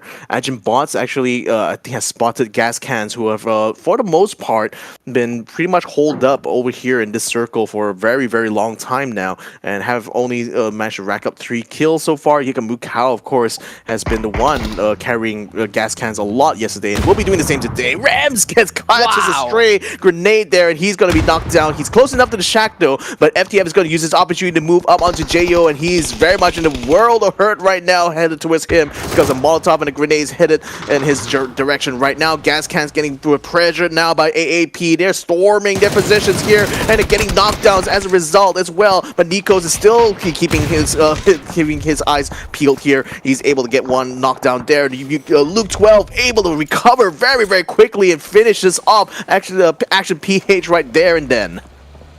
Just very, very good control. A very, very good and a baited switch from Gascans. Gregshot will inevitably be rescued. Gascans continuing kind of shake off the defeat of match 1. Now they're back in action. Blast having a rough time. Seems that Snow will be the only one left alive. Then Nate is gonna tag him for a bit of a chip damage. Starlight coming in to provide help as well, because Haji just got picked off by Trick from afar. Hayase needs a bit of assistance because 9 is also getting pelted. I mean, Starlight, they are very far from one another. Solution for here, she's going to be able to rendezvous with Hayase, but that is pretty much it. Gascans from behind is also slowly coming through. Starlight about to get pincered. Yeah, and Snow is still out in no man's land here, and maybe a thorn on the SL side. At least I say that until KDR actually finishes him off there. So that's another point now going to From the Future. Gascans still having the high ground relatively in this circle right now. KDR spots it there by 9. He's going for the shots, trying to get the knockdown, but the KDR ducks into the smoke just in the nick of time as the blue zone creeps onto this safe zone. The safe zone moves still into the center here. That might be good news for Gascans though, because they still have an area to maneuver, and they still have the high ground here, which they will use in fact to take down Hayase, who tried to make his climb up to the top. Now Solution PH tries to return fire but isn't able to get a return knockout on their own side, and Gascans become Mukau. Now just pushing the pressure onto Starlight, trying to force them off of this area here, trying to force the pressure off of themselves here, as Solution PH unfortunately now having to duck and run here, setting up some smokes to at least obfuscate his position, and that at least is going to be able to keep him in a little bit of a calm right now before one call actually moves in on his position. Oh, grenade! Oh, 1, 2, 3. Oh my goodness. Another one coming its way. And that one actually hit that Trick there, finishing off Solution inside the smoke. That's, I believe, 4, 5 frags and a molly. Yeah. One call expending quite a lot for that, but at least they were able to secure. The bad news is that they will not be able to retrieve that crate from the dead body of Starlight. So no replenishment of resources for one call. They gotta continue with what they have left in the arsenal. Gascans 4 men alive, same as one call. Whereas the 4 Samurai YSA will be kind of the last bastion of the team. We are still pretty early into this game, considering the fact that it is only phase number 6. We're down to just 9 players. This is a faster game than we have gotten so far. Yeah, actually, now that you mentioned it, I mean, it doesn't feel that way really with the amount of action we've been having in between, but man, just thinking about Trick as well, I mean, it took them a few tries, but at least one call finally found solutions. But, oh, look at that supply crate landing right out in the open there, so that could be useful for YSA though, but he's very patient right now trying to spot Pusher it on the edge there, but he doesn't quite have the zoom necessarily, or the range, I think, on that Mini 14 to be able to take him down quickly.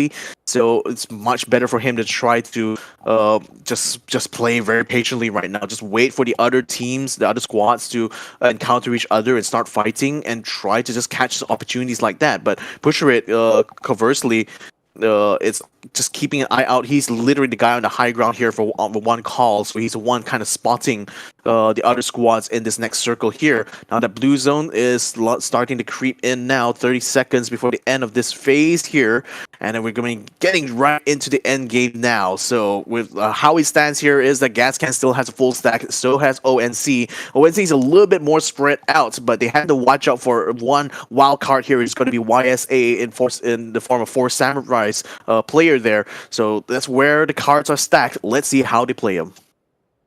One call just skirting literally the edge corner of the safe zone. Those footsteps very audible right now. Gascan should be ready to receive this hit. Jaxi and Trick will kind of be the tip of the spear, and I think they have an inkling. Greg Shots, he is going to be pairing up with Waikika Mukau. Pusher it will be watching from the other end. But Luke, he has gotten a bit of information. Pusher it exposed. And one call might need to speed up the hit if they realize that, because Gascans are now even more aware. Now, obviously, one call does have a significant advantage in terms of numbers on that southeastern side. It's gonna be a 3 versus 2 scenario, but they do not have the high ground though. So Gascans can still win this, and Pusher isn't in the best spot to provide any sort of backup. So you can see that he's running away, but he might run straight into YSA, and if Pusher goes down, one call will have to do something. Yeah, he's going straight for the supply crate His right back now. is exposed. So, yep, picks up a Mini 14. So now tries to regroup with the rest of his squad, who is already starting to put some fire onto Gascans there. And YSA moving up on the side. Is he going to spot Pusher it? He's going to put a shot. He tries to... Oh, he gets spotted out actually by Jexy. And unfortunately, Nando is the one who actually catches him out on the other side. So he's already down, which means that this is now a battle between Gascans and ONC. Now, Gascans now moving very rapidly into this next safe zone here. They know exactly that this is basically going to be an all-out fight. No holds barred here. Pusher it now keeping an eye on his teammates here. He almost actually takes a shot there on his teammate there, on Rico Kukao. But Greg Shot sends out a grenade, going towards the rock there, making sure to clear out the boulder. Luke 12 takes position right there and then, hoping to actually catch some of ONC, but there's no one behind that rock though, so they still have to continue searching. And look at Gascan just systematically taking space. And now not only did they gain more than half the circle, well, almost half the circle, this even split is actually a bit uneven. And it's in favor of Gascans. They just have a bit more control. Now these smoke grenades will make it even harder for One Trick to make any meaningful moves. They could continue setting up those smokes for themselves. Kind of play that slow game. Nikos, he's going to be playing towards the northeastern side. And that's where Nanduje is not paying attention to, at least for now. So Nikos could be that tipping factor for Gascans, whereas the rest of Gascans, they will also start setting up the smoke trail. Circle closing in. We're entering phase number 8. Very, very soon, and this will really dictate who gets kind of that advantage, and it's gonna be, well, none of them. In fact, I think one call gets more of the advantage because the circle has all of the entire team in it. Greg Shaw is gonna move forward, while Hikamukao taking a spot on top of that border, and now shots are finally getting exchanged. Pusher it receiving a bit of a hit early on, not wanting to commit, but Gascans, they are slowly inching forward. Yeah, the thing is that both squads have to watch their position, they have to watch their spacing, and they always have to cover each other's back. This is very much a game of reactions right now. The first one to land the knockdown is probably the team that's going to be able to storm the other. So neither side wants to be able to expose themselves to too much risk at this point. So that's why they're playing so close to the edge here, just constantly scanning the horizon, constantly watching out for every tree, every boulder there to see if they can catch a silhouette somewhere. But now ONC, they are just playing it very, very safe here as well on their end. And given that they're already in position in this next circle here, they're just waiting to see if the space is small enough to force Gascan out in the open. But neither side just giving an inch nor a mile. Waikikamuka even has a vehicle, so that would be a small advantage. There's a bit of pressure if you are the members of one call. The jump peak.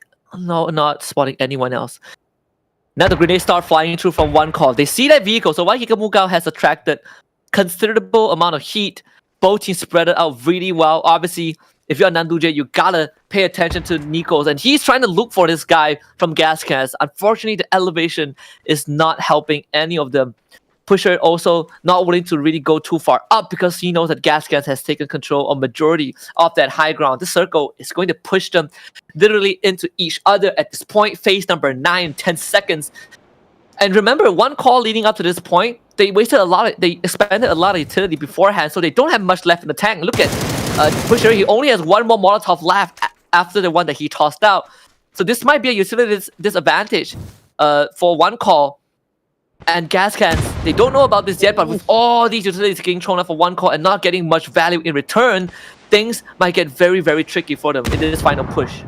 And they might want to try to just send the Trobles anyway to try to burn out Gas's own, because they're sending out as many smokes as they can to block the horizon here. Oh, that's going to hit the Pusher it though, and that's putting a bit of pressure now to ONC, but they're still continuing to push the climb here. Now Trick is on the edge of the smoke, so is Nikos.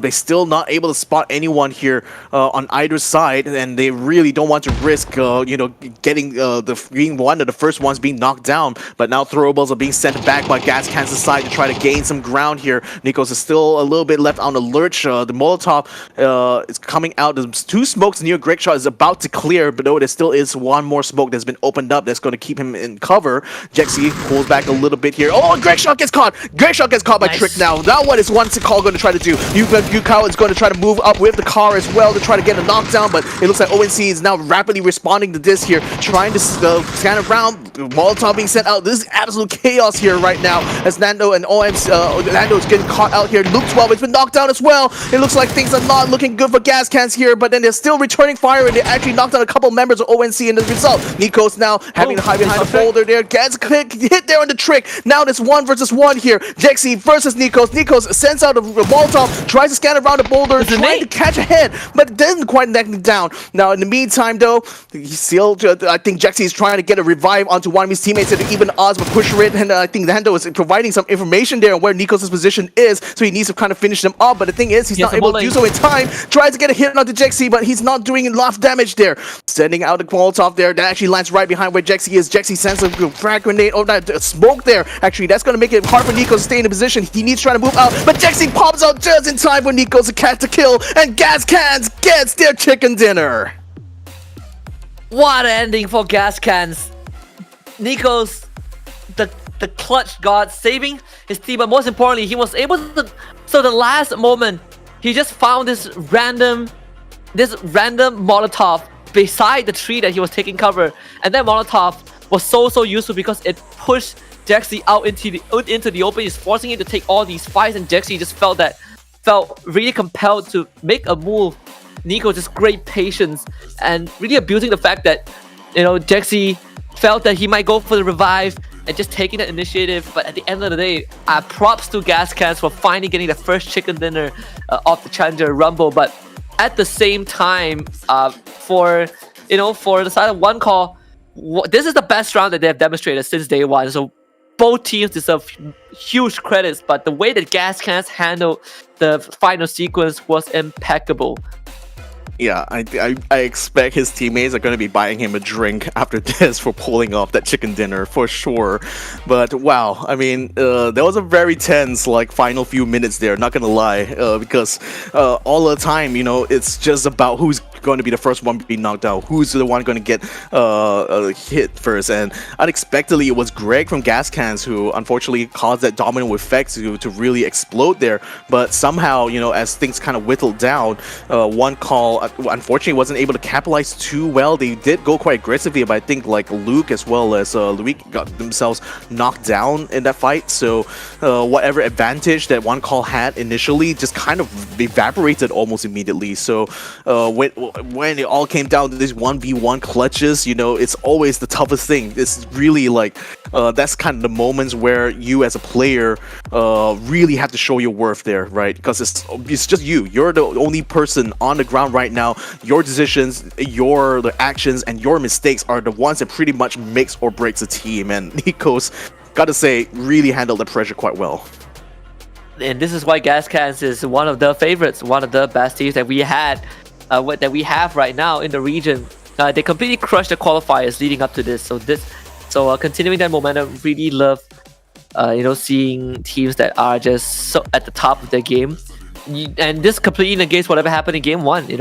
Sure, Game 1 was not the best. It was the, I would say, the lowest point for Gascans so far. They only got 3 points out of it. But even then, they ended up extending their lead on the leaderboard anyway. Now with this round, I think they are just so much farther ahead.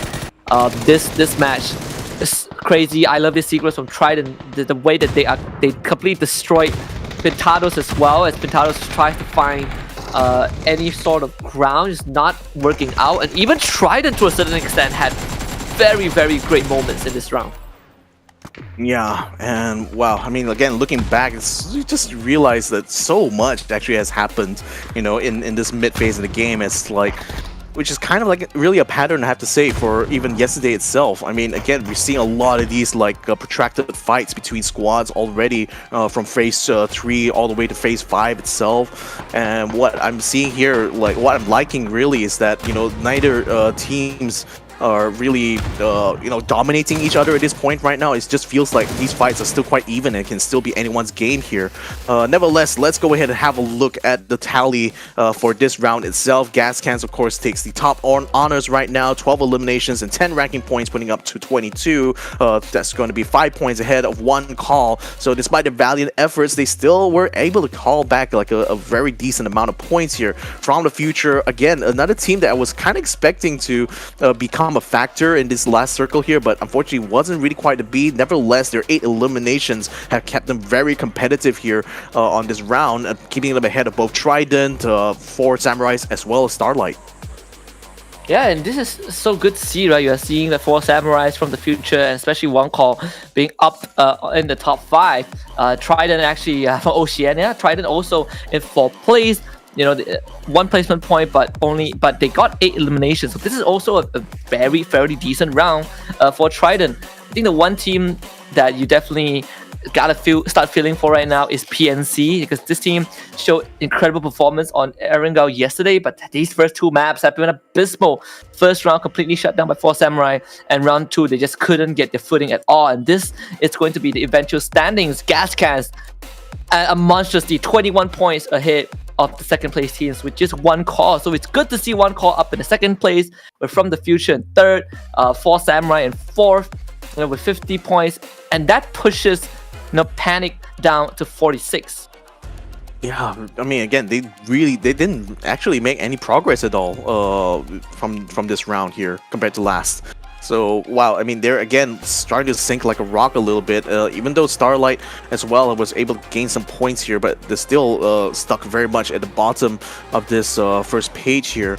And if you look at squads like EXO as well as Tridents, like they're really starting to fall so far behind here. I think it's making it going to make it very hard. It's going to take like EXO at least another chicken dinner before they could even feel competitive right now in this top 8. So that's the way it stands right now. And with Gascans, of course, nailing down their first chicken dinner, this is just further cementing their lead right now, even ahead. Even though ONC is now kind of like overtaken AAP as well as the PNC here, but they're still not able to get anywhere close to touching or taking away this 20-point lead that Gascans has. And look at Gascans, right? They played 7 rounds and they have 58 eliminations. Again, this is the first time that Gascans has taken the lead, not just in elimination points, but also in placement points. They have 27, the highest so far. Big contrast to yesterday. And that is really, an evidence of Gascans being very, very consistent regardless of the situation, right? You show me the scoreboard and you say that they had a bad round in the opening round, I would not believe it at all, because 85 points in 7 rounds, again, keeping that average alive for Gascans. In fact, if mathematics serves me correctly, they actually still keep the 12 points per round average for themselves, despite completely, bombing out early in the previous round. So huge testament for this team. Yeah, I mean, again, if you look back at their performance yesterday itself, like the only round they kind of they got the worst at, they still managed to place 7th place anyway. So they're still consistently, in the top 8 round after round, even through Arkangel as well as Miramar. In fact, Arkangel is probably the map that they're strongest in, given they were, at one point even 2nd place, literally in that first round itself. And the fact that they're just that today is mostly an Arkangel based kind of day here. This is a good opportunity for Gascans now to just further cement the lead here with this final round of Arkangel to go. Final match on Arkangel for day 2. Let's see what else. I'm very excited to see the teams play, but I am also very excited to see how the game plays the team, as the game has been ruthless so far. Obviously, this is a flight path I believe we're seeing for the first time, at least throughout the Challenger Rumble. Just a bit more of an even one this time from the south to the north. It's gonna finish at Jojo Pole. 4 Samurais just taking point in Sosnovka. That is their safe haven. We can expect APH and Cicak Gaming to take the same spot down near school early on. Trident also very, very nearby that area as well. FTF just goes to Jojo Paul, and Gascans just taking that split. Nico's gonna be on his own when the rest of Gascans will slowly parachute down to the northern area, which is completely uninhabited. I mean, it's just really interesting that Gascans really favors like the northern side of Erangel every single time. I've just seen them drop there time and time again. It just feels like that is like their preferred sort of like opening, really. Just like take control over the shooting range or Severny and just use like that complex for farming. And the thing is that this circle is not even that far away necessarily from their position. So if anything, like they seem to have like hit the nail on the head on like where exactly or what exactly their game plan is, and that's actually served them so well over the course of the five rounds of Erangel that we've played here so far in the Challenge Rumble.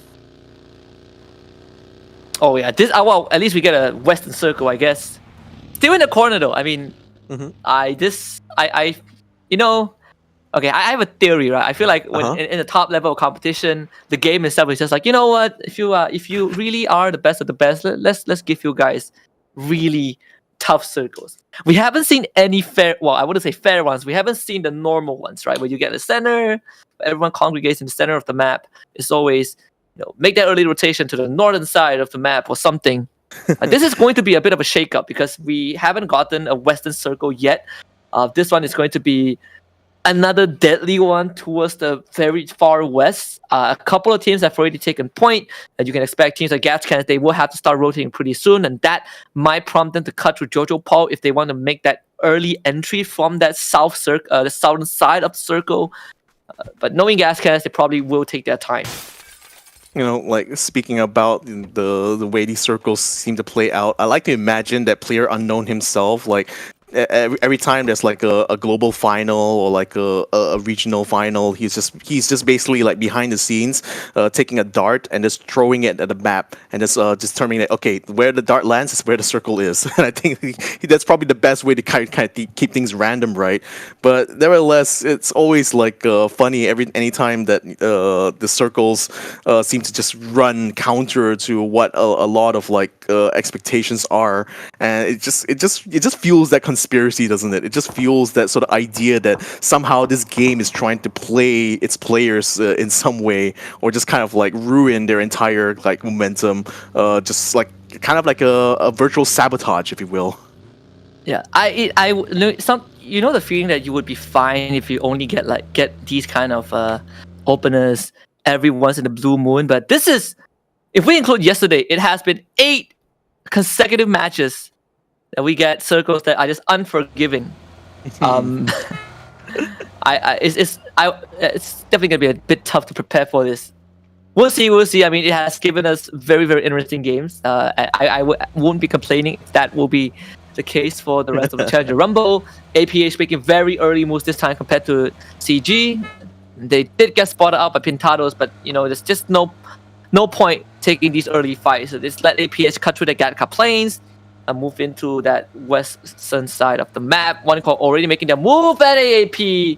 Oh, Alec, you cannot. Someone stop Alec from driving. This is the second time today that he has ran down Evil Patrick. I don't know what is happening behind the scenes, but yeah, just don't let him drive. Suspend his license, you know? Yeah, it's probably at least earn enough points of his license to be taken away now, I think. But to be fair to them, right, like the car controls in PUBG tend to be very floaty, and I say this as someone who's like plays a lot of racing games, does a lot of racing simulations.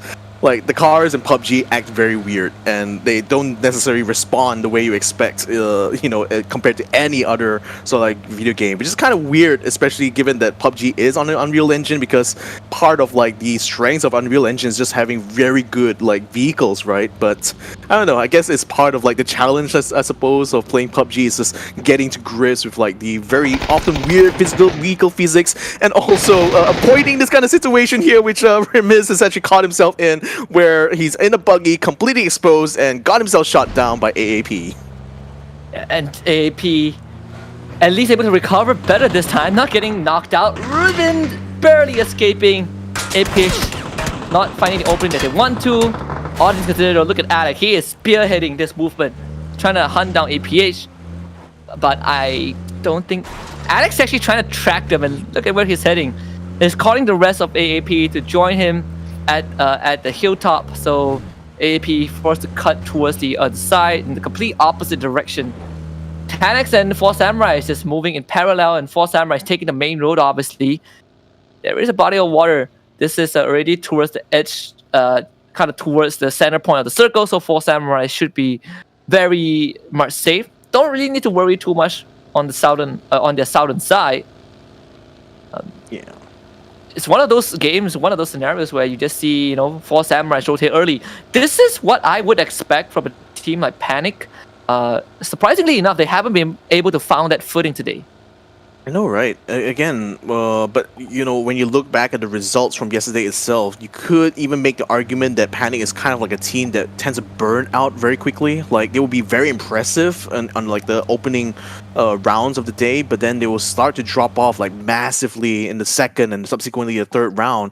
And you can see that from the drop off they had, where like in Miramar, round number 3 yesterday, Miramar, they got chicken dinner, but then the next round, subsequently, they end up 11th place and 0 kill points. So that's a massive amount of inconsistency in the way that like Panic has played so far in day number 1 and 2 now. So I think in day 2 here, where a lot of teams now have warmed up, a lot of teams are a lot more ready to take fights, they seem to be falling behind quite a bit. And now Cherry is under fire from Tragics.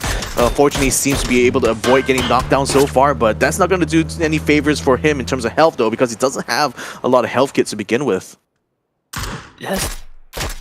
The amount of stress they will drive away. Suspects coming in for a potential pickup fact, but they see him driving into the smoke. Suspect, you gotta move away right now and able to extract his teammate at least.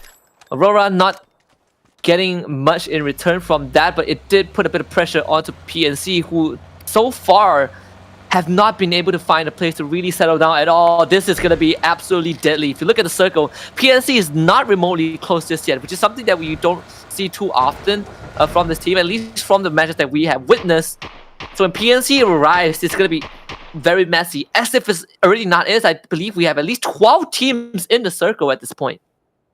Yeah, so let's see where this circle is going to land. I mean, again, it's going to be half of it in the water here. So, I mean, I think we might see a repeat of like what happened in round 2 yesterday, where lots of teams get so crowded around this circle that fights just inevitably break out.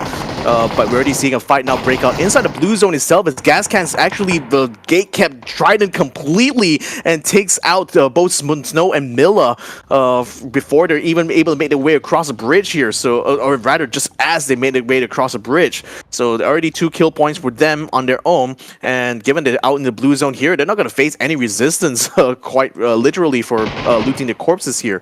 TNX though getting caught up in a bit of a fight now with APH. Looks like 2 of them are down though. They're inside the house, so they should be able to get revived, but not the same can't be said of Senti though, because he's on the opposite building to where Jo is, and Jo is having a bit of a hard time now trying to flush out TNX. He does have a few smoke grenades, but not enough frags nor molotovs to really capitalize on the closing the closed rooms across from him. So now he's just needing to wait, and oh, look at who's rolled up to the picture here. 4 Piggies, Baby Zio, now storming the building where Senti is. Though Senti doesn't look too long in this world right now, he's probably going to be down for the count very soon. Oh, this circle is getting worse, from bad to worse. Look at where it is. It's not only populated, but there's so less space to wiggle around. Baby Zio nade second floor. Cooked up just enough, but not taking Aspa. Now does have that molly in hand. 2 mollies, in fact, and 4 Piggies finally we get to see a bit of actions from this team.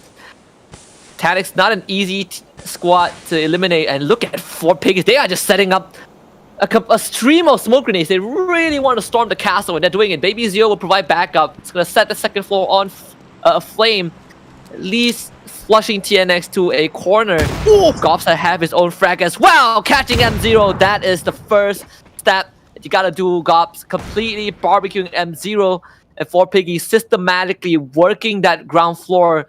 And TNX, they have Speedy down right there, but if they lose Speedy, this is gonna be an absolute catastrophe. Jo spots out where Baby Zio is, but Gops, he has already found Speedy. Action PH. Can you at least play spoilers before TNX goes down? And it seems like that might be the case. Gops takes a big hit, but not enough to be down.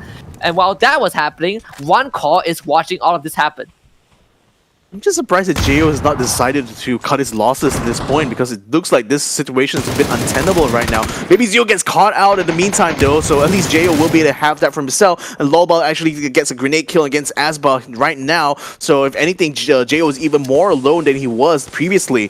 Now Lolba is going to be coming out on the outside here. Jo is taking to the rooftops here to at least get a good line of sight, but we also see one call making their way up here. Trick, already having a grenade in hand, is waiting to find a good position, try to send one out. Doesn't quite get the knockdown yet, but Lolba is just behind the door, and he's already trying to keep his sights on the back here to try to cover off for Piggies for a little push here, but he comes out the door just to meet his end here at the hands of Trick. So one call also putting some kills here. Jo now finally pulls away from that rooftop. I think he's finally thinking about making an exfil, but in the meantime, Piggies storm inside the house, finishes both Asba and Horseshoe, and I think TNX is completely gone now. And ONC decides to completely abort mission. No need to fully commit to it. And look at the southern side. CG shows up. Aurora, PNC, Pintadoes, and Trident. They're all driving in to the southern side, into the circle. And one call, yeah, they spot CG and they're like, guys, we have bigger fishes to fry. Let us start pelting CG. The first one to reach the building, to reach into the circle late. APSJ is still staying alive. Aurora, meanwhile, eliminated, I believe, by PNC of all teams. So this is it's very unlucky for Aurora and Tenax. Again, this is what we expected, right? Populated zone. Starlight is still in the blue. Gascans coming in from the north. Pintadoes just found Gem as well. Trident Esports. Feels like Bless will have to fight this one as Kaio is keeping him pinned down. Can Bless at least get a decent trade? But he's not able to find it, and Kaio does have the nade. Explosive coming through. Bless avoids the nade, but catches the bullet in the face anyways. Trident goes out.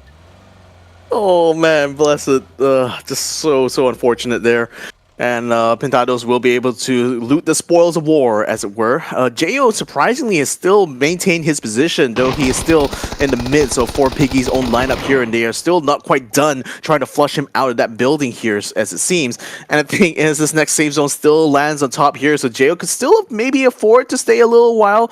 But I think like there's going to be diminishing returns at this point now for him, because just being caught out here just by himself is just not going to do him any favors in terms of getting enough equipment or utilities for the end of this round here if he wants to try to make a play for placement points. Now, 4 Samurais find themselves in another prime situation here, because they've taken control over this beachhead that's full of rocks, and they also taken control of a complex just to the north of it, and they're holding up a CF as they're doing so. But that this next circle lands right on top of them, so they just might have landed themselves in another prime spot here. Could we see 4 Samurai actually make it all the way through and actually catch a chicken dinner this time around? And look at on the radar, Gascans, they are driving through the fire zone, and so far, all of them make it through. 2 different teams firing at them, and no one from Gascans goes down. These guys are working in the matrix, finally making a pit stop, at least for now, deciding to at least send Greg shots a bit far forward to find extra info, to do a bit of recon work. I think Gascans feeling really comfortable with where they have parked themselves. Not spotted by much teams, and actually not too hard to hold either. You just gotta worry about teams coming in from the backs. Arkangel Predator, you can see that they're very spread out, trying to play the gatekeeping game, but I think the last team to come through from their general direction was Gascan, so AAP have no more teams to gatekeep. Can't say the same for Cicak Gaming though. They're touching down straight into the crosshairs of Cherry, and he's gonna alert the rest of his team. Suspect and Piggy already taking spot. 1 Aeon getting 1. Kaipon also coming in from the second. CG might have a chance. Dutski from the corner finds the flank, and Panic Esports hold it down.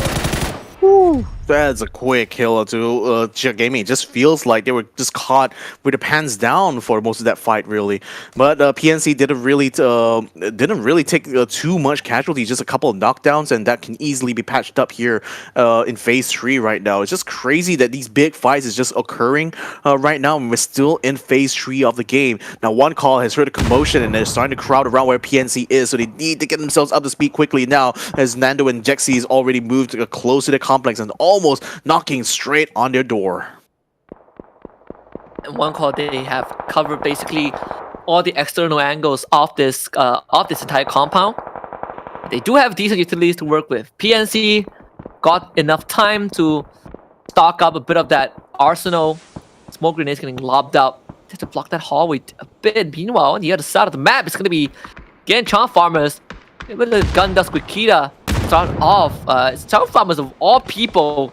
That means 4 Samurai have their work cut out for them. The circle finally going back onto dry land. No more body of water to worry about. 4 Piggies unfortunately sent to the slaughterhouse as Nan finishes off the last Vistage of that team. EXO in the meantime trying to get through to their members Quikita, but they gotta be careful because in that building it's not gonna be Charm Farmers. It is going to be 4 Samurai, and they will try to check it as much as they can. Meanwhile, One Call still trying to find a chink in the armor of PNC. Yeah, so 3 different fights finding themselves all across the map right now. Right now, a focus on Starlight versus Pintadoes, and that's a good grenade troll, almost catching out Kaio. Nam Xiao, though, he is trying to return fire, and he almost catches Solution with that nice throw over there, but unfortunately has to pull back a little bit. Now, Starlight, they do have a bit of an advantage, really, because they have control over this side of the hill, but then I say that PE actually just storms literally on the flank, in the flanking maneuver, and actually forces the rest of Starlight to scatter. Hachi is able to pull away, but not quite able to carry the rest of his team, though, who is still stuck down there. Specifically, Solution is still stuck in the middle of the smoke right now. Hachi is trying to run distraction. He almost gets caught down, but not quite knocked down yet. In the meantime, FTF is already finishing off what looks like some members of Samurai here. Hachi now almost making it to the shack. One last hit there will be able to knock him down. He does get knocked down, but just as he walks into the shed, so he should be safe for now. Now, Pintadoes has to focus on Solution. He's still inside the smoke. In the meantime, One Call finally gets himself on the door. They're making a breach. They're making an entry right now into PNC's area. Scanning all corners right now. They're literally storming this floor here. They found Cherry. They took him down quickly. Dusky gets caught out on the stairwell here. The Cherry is on the other side right now, and he will be taken out completely by Trick. ONC making his very quick storm and front.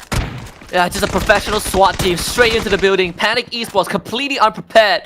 Can suspect hold on? He's flashed as well. Whoa, just incredible usage of utility. Every single stone turned by ONC. I mean, Panic just not able to respond the way that they want to. All these tight angles cleared up by those flashes. No frags needed. Oh, you really love to see it from ONC. This was what we wanted to from day number 1. They couldn't put it up, but they've cleaned up so much of those micro movements. It's incredibly clean. When we panic out in what, 10th place, this is really, really bad news because 3 rounds in a row, Panic has not been able to do much. Though, the silver lining is this match, they did get a considerable amount of eliminations. Just wish that they gotten more placement points along the way. Yeah, it looks like SL's Hachi as well as 9 are still stuck inside the shack. I don't see Solution on the map anymore, so I think he might have just been taken out completely here by Pintadoes, who still has a 4-man stack. Now, the smoke should be clearing very soon now for SL here. So either they're going to have to try to get to the car and make a break for it, or just risk having the car completely taken out. But the thing is, Silent is sending grenades into the shack and actually hits the Hachi. And one more hit from the back there onto 9 from FTF of all teams actually finishes off the rest of Starlight. So that's the end of their journey for now. The Starlight getting cut down in their prime here as 4 Samurai's last member GN makes his way to this next circle, which happens to land on the main road here. So you already see EXO squad trying to put some shots onto Pintadoes. Gascans are still locked in a bit of a siege right now against AAP, though they're also keeping an eye out for Charm Farmers, who are taking control over the complex just across from them here, across the main road, I should say. So like right now, I think CF has the better cover technically, though EXO also has control over the adjacent complex here, so they're using that as a base of fire right now to keep the pressure going at FTF, who seems to have gotten Simoy almost down, but he will get revived very quickly there by his teammate. One Call now finally making a move, getting into the safe zone. They want to try to secure the swords quickly, but Arkangel Predator now wants to try to gatekeep them with Evil Patrick sending some shots there with the Mini 14. And fighting Pusher along the way as well. So One Call now knowing where Arkangel Predator might be at, but EXO in the same time trying to get rid of the resistance of FTF. Simoy, yeah, he's in a world of hurt, getting calmed down first, but that means he's attracted the rest of EXO. He's gonna get flashed from behind, not completely blinded, but EXO should be able to find it with this pincer maneuver and just fire him to the grave. FTF not able to hold on, and EXO continues this entire race, but they still have CF to worry about. And 4 Samurai, basically just watching this entire event happen from within the circle. PE also coming in a very spread maneuver, and that's going to threaten one call. Yeah, I mean, being spread out like this means that wherever one call sends out utilities is not going to be as effective, and that's why you want to space yourself out anyway in the game of PUBG, right? It's to just avoid being dumpstered by a whole bunch of like frag grenades and molotovs headed towards your squad. Now, GN has found himself in the shack in the middle of nowhere right now, but that's pretty much the safest spot that he could find right now, given that he is all complete solo, and he does peek out occasionally. Ooh, he actually catches a stray shot there, so it looks like someone already has him quite pinned down. And speaking of pinned down, Pintadoes now trying to keep ONC pinned. They already have pusher it down here, but they were trying to return onto Namxiao, not able to land any of the hits there, and it seems like they're also receiving fire from an opposite side here. So they're actually receiving fire from Arkangel as well, so they are getting pounded by just every single one. But look at that, this Trick is still able to put out kills there to try to stabilize the situation, and actually gets an elimination onto PE. In the meantime, EXO Clan gets the kills done on the Charm Farmers. Looks like they have already taken out Charm Farmers in 6th place and will be able to make their way to the safe zone now. What is Gascans up to? What is PE up to right now? Namxiao and J18 is now down, and Trick picks up his 5th kill now by taking out CJ18, and looks like they have quite successfully actually taken the fight straight to Pintadoes Esports. Yeah, Trick saving his team literally. They only lost one member, but Trick did so much work that they were able to keep Nanduje alive, and now those smoke grenades, it's gonna obscure the line of sight of Kaio. He will not be able to do anything, and if one call wants to evacuate right now with the vehicles, they can certainly do that and leave Kaio out to dry. It's probably a good thing to do right now because they gotta get into the circle, but Kaio! Fights 2 of them!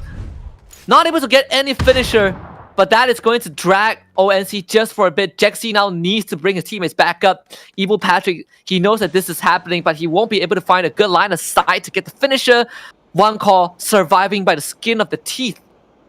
I'm just surprised that AAP did not decide to try to capitalize on this, because Trick, one ONC is just very low. Look at the Trick getting taken down there by Squeakita. So if anything, EXO is actually stealing the kills that AAP could have actually taken here, which is actually kind of sad really, because this was a huge opportunity for them, and now ONC is just getting themselves completely taken out right now. No one is left, so they'll be out in 4th place. So 3 teams still remain. We got EXO Clan still with 3 members plus 1 currently knocked down. AAP has 4 members. They're quite spread out. They're 2 for 2 here on the circle at this point. Nan and Evil Patrick, as well as Agent Bots and Alec. Then we got Gascans, of course, still having a full stack. Want to see whether or not they'll be able to continue their onslaught here, because frankly, they are the team that really should be paid attention to, because they're still, you know, in spite of everything, very much one of the most consistent, as well as a team that currently has the biggest lead out of everyone else. And they continue to build on that lead as well. I mean, one of the closest team to catching up to them is definitely Arkangel Predator. But when we check out, you know, kind of the kills for the teams, 9 kills for EXO. MT needs some time to bring his health back up. Of course, for Sukita, he also spotted by the members of Gascan. And of course, if you're wondering where's the scoreboard on the left, we are experiencing a bit of a technical issue with that. Just to keep you guys up to date, we have, I mean, these 3 teams so far having a fantastic run. I mean, EXO, biggest surprise, right? Day 1, no show, but day 2, EXO has been really stepping out to the plate. Outing boss, you gotta land those shots onto Gascans. That's one of the teams that you cannot afford to miss any shots. Yeah, I mean, if everyone knows exactly where Gascans is, you can guarantee that both EXO and Arkangel would just hound that one team alone, because they know at least taking them out means that there's going to be a bigger chance for both. I mean, especially for Arkangel, like the bigger chance for them to catch up to Gascans here. But nevertheless, they are playing it very safe on their side here, just not really choosing to move out of the way. But conversely, EXO very bravely maneuvers their cars. 2 people there, Goose as well as Kang, now trying to go for the flank on the Greg shot, forcing him out of his shack. They do get him down now. They will take him out completely. So Gascan is now down the tree. Goose has already sending out flashbangs. They're trying to disrupt the Nikos as well as Ikamukao, but they're not quite taking the bait here. But the thing is, the EXO Clan with that one swift move has now actually put Gascans on the defensive here, and Empt is just putting shots. So is Agent Bots, they're just picking them off one by one. And that's a scenario that, you know, both teams will be very happy about. But EXO, they turn their Uh-oh. attention over to Arkangel Predator. They want to get rid of Gascans on their own. Stay out of business, they say. And Arkangel Predator sets up those trail of smoke grenades. Make sure that EXO Clan doesn't see them. And EXO Clan still has a wide coverage of the area. They have people pinning down Gascans. They have members pinning down Arkangel Predator. And these individual fights becomes very, very important for EXO Clan to win. And so far, they are doing a fantastic job. Goose now exchange fight with Evil Patrick. And actually able to send Evil Patrick into a defensive position. But they just lost empty to Nico. And Gascans now will find a bit more space. They're running uphill. Gascans instantly pulling the trigger, but they're getting suppressed by AAP from afar as well. Those smoke grenades need to come out as fast as possible. Can't getting shot off the vehicle. Luke doing a fantastic job. The White Kikamuka will now run on forward with the cover of the smoke. Nico gets down. Can they extract him? No, they cannot. Luke gets shot. And Aljin Boss finishes off the last of Gascans. It's down to EXO Clan and AAP. You know, EXO Clan has one member down, and MT is down as well. Squeaky almost gets taken out, but he's already putting point on the Evil Patrick. And I think Alec actually picked up the last kill there. Oh, right, or Nan actually picked up the last kill on the Squeaky Ton. That pretty much ended the run there for EXO Clan. AAP pretty much taking a winner chicken dinner, and man. Wow, again, the three-way battle there just reminds me of this old adage that, you know, the enemy of my enemy is still my enemy here. So even though like both teams kind of tried to gank onto Gascans at the same time, but they're just really still outgunning each other here. So wow, again, very chaotic, still a rather chaotic like final circle here, though it still pales in comparison to the amount of fights we saw in the middle here in phase 3 and 4. And man, again, I'm just really curious to see where all the points are stacked now, because Arkangel Predator had seemed to have dropped off when you look at the last 2 rounds here, but finally in the third round, the last round of Erangel today, as it were, they pick up a chicken dinner. So I hope to see that they will be able to at least retake their second spot, or maybe even third spot. Not too sure if they're going to be able to catch up to Gascan's lead, because they're certainly going to still be able to run away with it even at this point.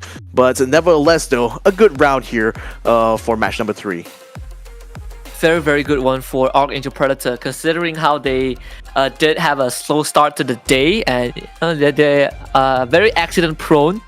And I'm talking about you, Alec. Improve that driving skill a bit. End of the day, AAP still cementing themselves as one of the kind of the pack leader from the PH region. This chicken dinner is going to put them in a very, very comfortable spot. Not enough to catch up to Gascans though. Gascans still have a considerable lead, but it does keep Arkangel Predator in the race to first. Again, EXO Clan, I think that is the biggest surprise in a good way. They have had very decent rounds for the past 3 matches. You know, they got into top 4. They didn't get chicken dinners, but the points that they got along the way, I think is really going to give EXO such a big boost. And considering that they're all with the first 3 maps on Erangel, and EXO has been consistent with that, I think moving into Miramar, now we just have to see if they can also work on that Miramar map to keep this going. Yeah, and just for context as well, like after yesterday's 5 rounds, EXO was 15th place overall of 16. So the fact that they've made such a huge comeback on day number 2 just tells me that wow, this team really had like taken a lot of lessons from yesterday itself, and it just goes to show that for even the other teams as well who are still struggling in this competition, there still may be a chance for them to come back. They just need to be able to put things together and actually pull off good consistent plays anytime during this week, and it could quite quickly find themselves back into contention here. But gotta say, still a lot of things to talk about this round that I don't think really have enough time to cover it all. But I just would love to say that like things are looking a lot more closer now than it was yesterday itself. I mean, we're seeing so many like very close battles, a lot of like really standout moments, you know, from every individual players, or rather every individual squad has their own like memorable and standout moments here. So it just feels like this Challenge Rumble is finally coming to full swing, and it just couldn't have happened in a better time right now, because you know there's still plenty of days to go in this Challenge Rumble, isn't it?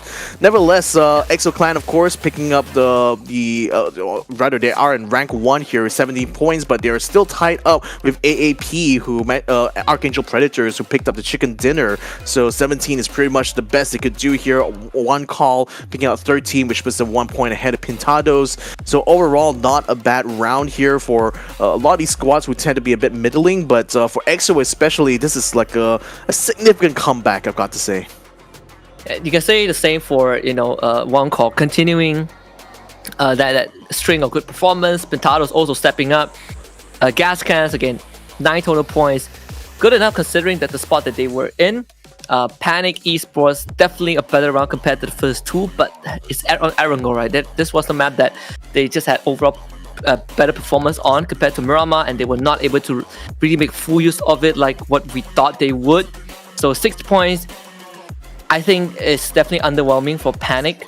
But for the rest of the leaderboard, I think this is, kind of what we've been seeing from day one. Maybe just Tenax and 4 Samurais falling off early in this round. But for the other teams, they're almost in the place that they should be, with EXO being kind of the outlier in a good way. Yeah, in the best possible way, really. So, although like the campaign is still keeps them a little bit shy of getting into that first page, but nevertheless, being best of the rest right now is probably like a way better honor for EXO compared to 15th place. So I expect they'll still be happy about it regardless. But Gascans 6 points away from hitting the big 100. So I mean, what else can you say about these guys? Again, so consistent in not just placements, but just eliminations alone already is putting them so far ahead of a lot of teams here. ONC able to take the 2nd spot here in 77. AAP managed to upgrade themselves to 3rd place, so okay, not bad. At least my mathematics still checks out here. The FTF still in the 4th place right now, but who else will be able to join them in that honor though, because it's still looking very competitive from 5th place to 8th. Yeah, just to give a bit of a context, the amount of elimination points alone from Gascans puts them in 4th place. That is how much eliminations that they've gotten across the 8 rounds. Obviously, for Panic Esports fans, you gotta start worrying a bit because they are slowly dropping. They're tied with 2 other teams. For I believe for 5th or 6th place. So that is gonna be a bit something that I think Panic needs to start working on, because we only have 2 matches left for today, and then afterwards they will have 5 days to prep for the last weekend, which we'll run it back in terms of map rotation. But yeah, these are the recap for the first 3 maps, with EXO Clan coming out top with the chicken dinner in the first Arkangel match. The second one taken away from Gascans, and the third one by Arkangel Predator. Coming up next, we will finish off the day with Miramar for match 4 and 5. But before that, we are going to rehydrate ourselves, stock up with a bit of water before we head into the dry desert. So stay tuned. We will come back for more PUBG action in the PUBG Challenger Rumble.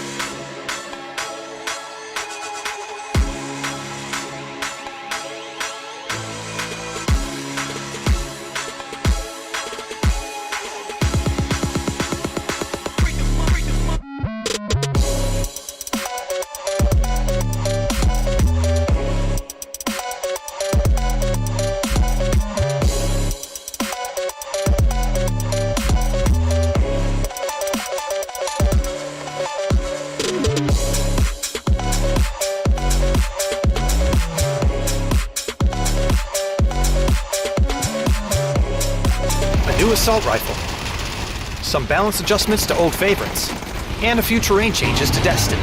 All this and more as we dive into the Update 22.2 patch report. First up, a popular new French assault rifle is hitting the battlegrounds. The FAMAS is a 5.56 AR capable of single fire, burst, and full auto. You won't find this new weapon among normal loot, however, so check care packages and other special areas where powerful weapons spawn. We're also giving a couple tried and true ARs some balance adjustments, with the AUG, M416, M16, and the Mutant all receiving a few changes. Check out the patch notes for full details on these. Also, with the introduction of the FAMAS, the AUG will now spawn among normal Battlegrounds loot. Destin is also getting a few changes, with the addition of several hills between Barcliff and Tarita, to aid players making the long and perilous trek. There's also a new dirt track south of San Carlo, to break up sightlines a bit and add some more interesting flavor to that area. And since the PUBG 6th anniversary is fast approaching, we're also putting up some festive decorations around Erangel, Miramar, and Cicak. We've also updated the Hall of Fame on Erangel with special items to commemorate the PGC 2022 winners, so check it out on your next drop. That's it for this quick update. But as always, you can find all the details on these changes and more in the official patch notes. Update 22.2 is here, so find yourself a new FAMAS, and get ready to celebrate the glorious 6th anniversary of PUBG. We'll see you on the battlegrounds.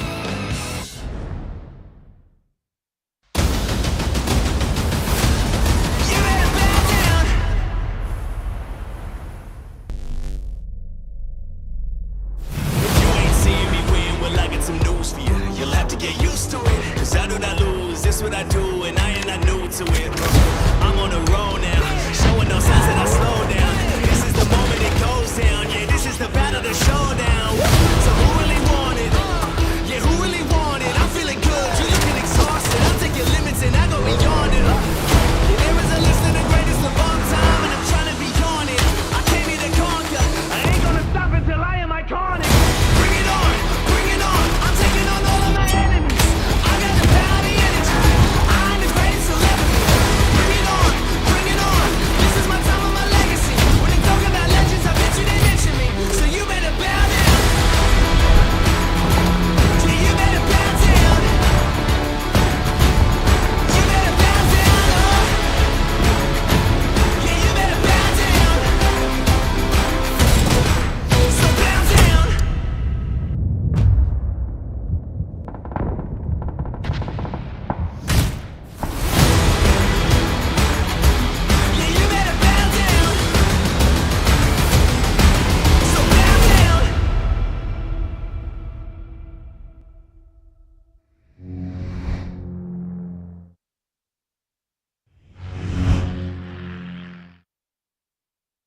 The latest game from Krafton and 5min Lab. Fast pace and full intense PvP action brawler game.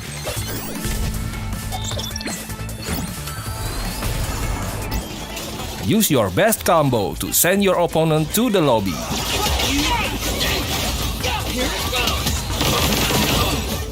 Select your legends and be the winner.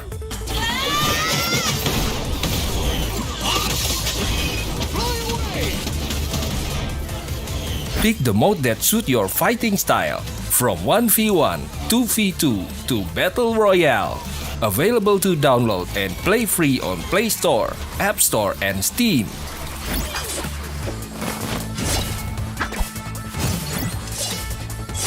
Let's be legends today!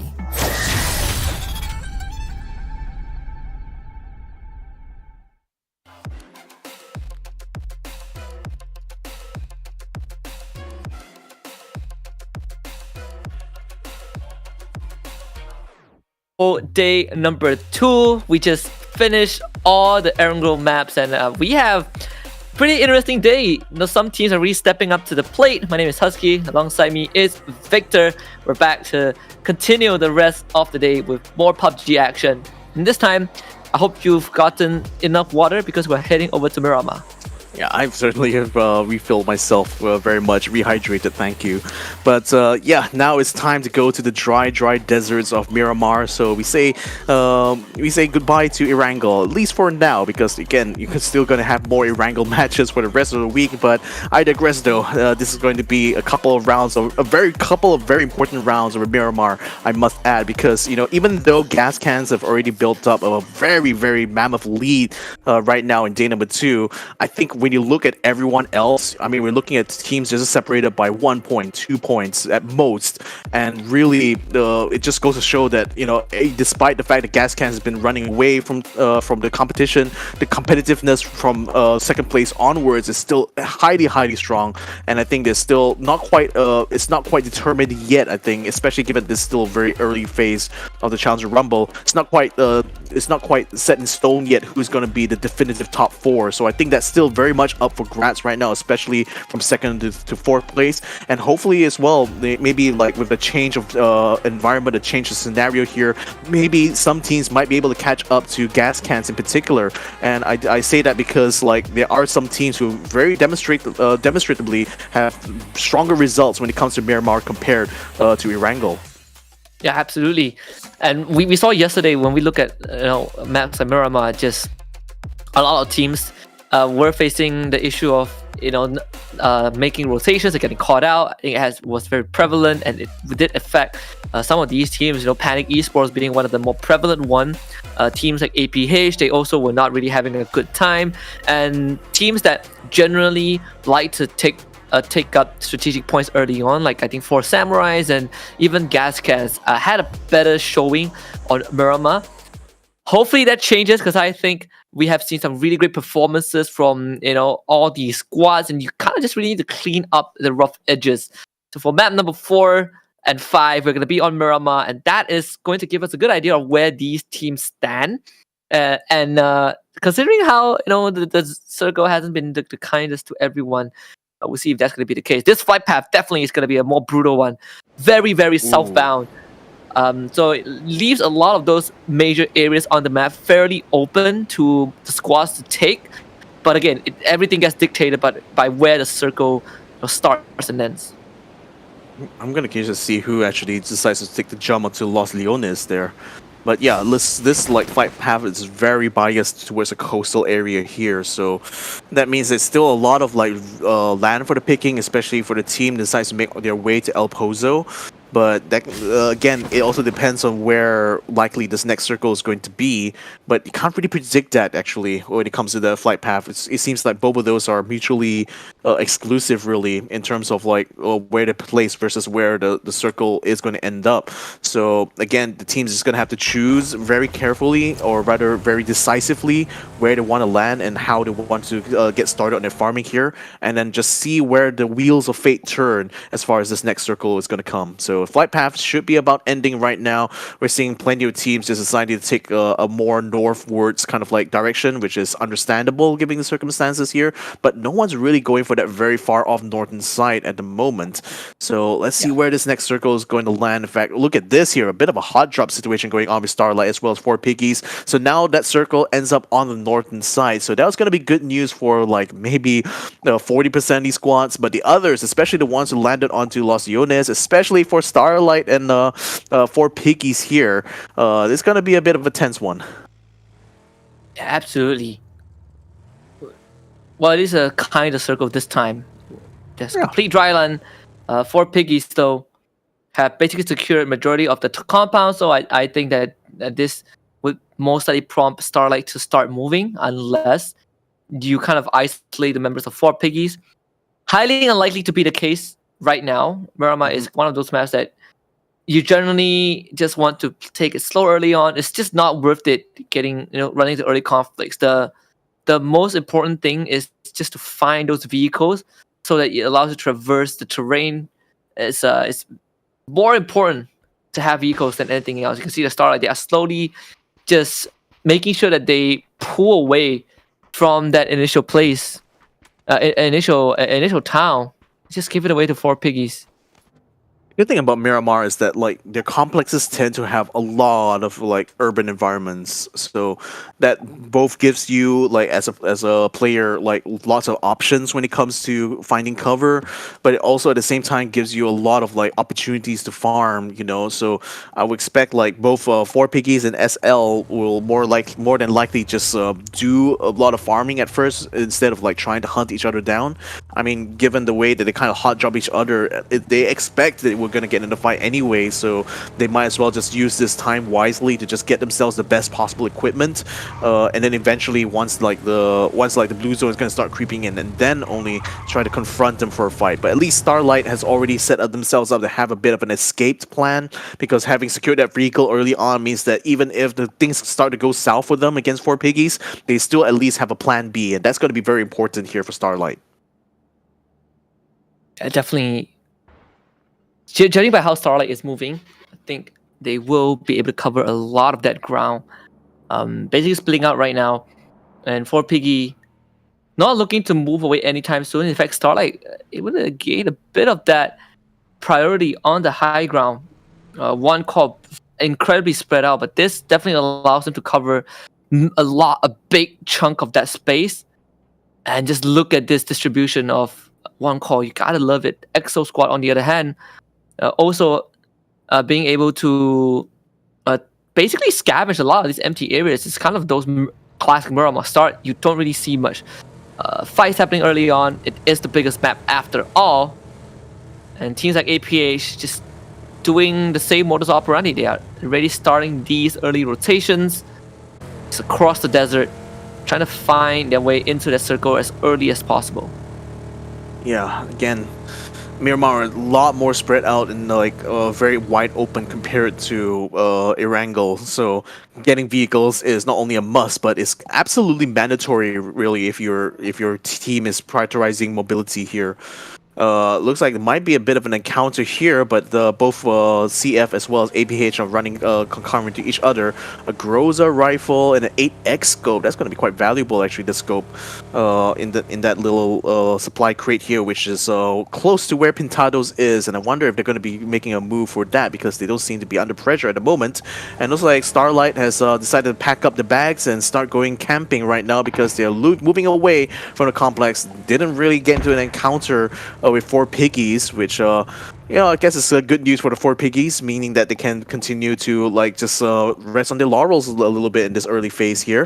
APH just going to be passing by close to where Pintadoes is, but look, it's actually knocking on their backyard here. Starlight actually makes their way to where Silent Namxiao is, and it seems like they're also taking some fire from the other side, which I expect is probably coming from Charm Farmers, because they were just Charm Farmers, because they were close by to where APH is. Now Silent actually gets in the car right now, and Hachi is going to be putting some shots onto the truck, which is getting a little bit held up there by the unevenness of the terrain, and Silent actually catches a couple of shots due to that. A couple more hits there. Is that going to be a result of a knockdown? Doesn't look like that, but in the meantime, one call actually catches a couple of members of Cicak Gaming who actually went to scout out down by the road and got themselves caught up in an ambush.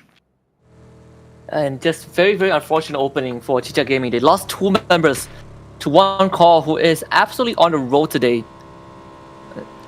Thankfully, they got to extract the remaining 2 members. AAP, in the meantime, also, I think, drawing a bit of attention, but not staying around for too long, as they themselves are also making that early move in. Actually able to find a decent spot to be at least for now. Pintadoes getting a good complex across the freeway will be Charm Farmers. Not much exchange there. APH having the scope basically lined up at where Starlight would be. So seeing it slow down a bit. This game, when you have kind of those least dangerous circles, definitely get teams who are more willing to take up space on the map. And Trident from afar. Tenax, in the meantime, basically behind them on that high ground. So it's going to be the looting game. We get a bit more room to breathe, in this opener. Tenax is going to be one team to really watch out here at Miramar because, mind you, in day number 1, they placed 3rd place, 4th place, and 2nd place in all 3 Miramar rounds. They're extremely proficient at this map here, and I wouldn't be surprised if they will use this as a jumping off point to actually start collecting kills against the other squads here. But really, I want to also see what other teams are going to be able to step up the plate here now we're off of Erangel. It seems like Rams is getting himself caught in a little bit of a fight right now. Gascans now trying their very best to fight back against APH here, but Rams, oh, he got his car sideways. His car is sideways right now, and I don't know if he's able to get it down on the ground. Yeah, okay, finally he does get it back on all 4 wheels, but that could be a close one there. Yukamuka only just peeks off a little bit off the top of the hill there, but that could have been a really bad one there for APH. Yeah, definitely could have been way, way worse. APH has not had a good day so far. Just all these we're sharing drop spot with Cicak Gaming in Arkangel, and even then, that mid game has been very, very brutal to this team. So APH able to survive the initial, the initial skirmish. AAP continuing that rotation through the blue, and completely uncontested. Honestly, up to this point, I think most teams have found a comfortable spot to anchor down, and AAP, they're still looking for theirs. Yeah, I do wonder where the rest of Cicak Gaming are, though, considering that they are the only team that has lost 2 of their members, but everyone else is pretty much same. I mean, AAP continue to cut through those big towns, those major towns. I mean, I expect Cicak gamers to basically make themselves very, very scarce right now because, again, having 2 members eliminated very early on is definitely going to have an effect on their progress in this round here. I mean, it basically has 2 less, you want to think about it, there's 2, not just 2, but like 6 less slots when it comes to utilities, right? That can be used at any given time. So really, they're going to be struggling to just kind of make the most out of like whatever utilities they're able to collect, and just the utilization of it even is going to be hampered by just the lack of manpower, really. So Trident is now approaching close to where PNC's position is here, and that's looking like a very tight spot here that PNC might be find themselves in again, because Trident has the high ground here, and that will allow them to have a good view. And look at this, just very, very dense and populated spot.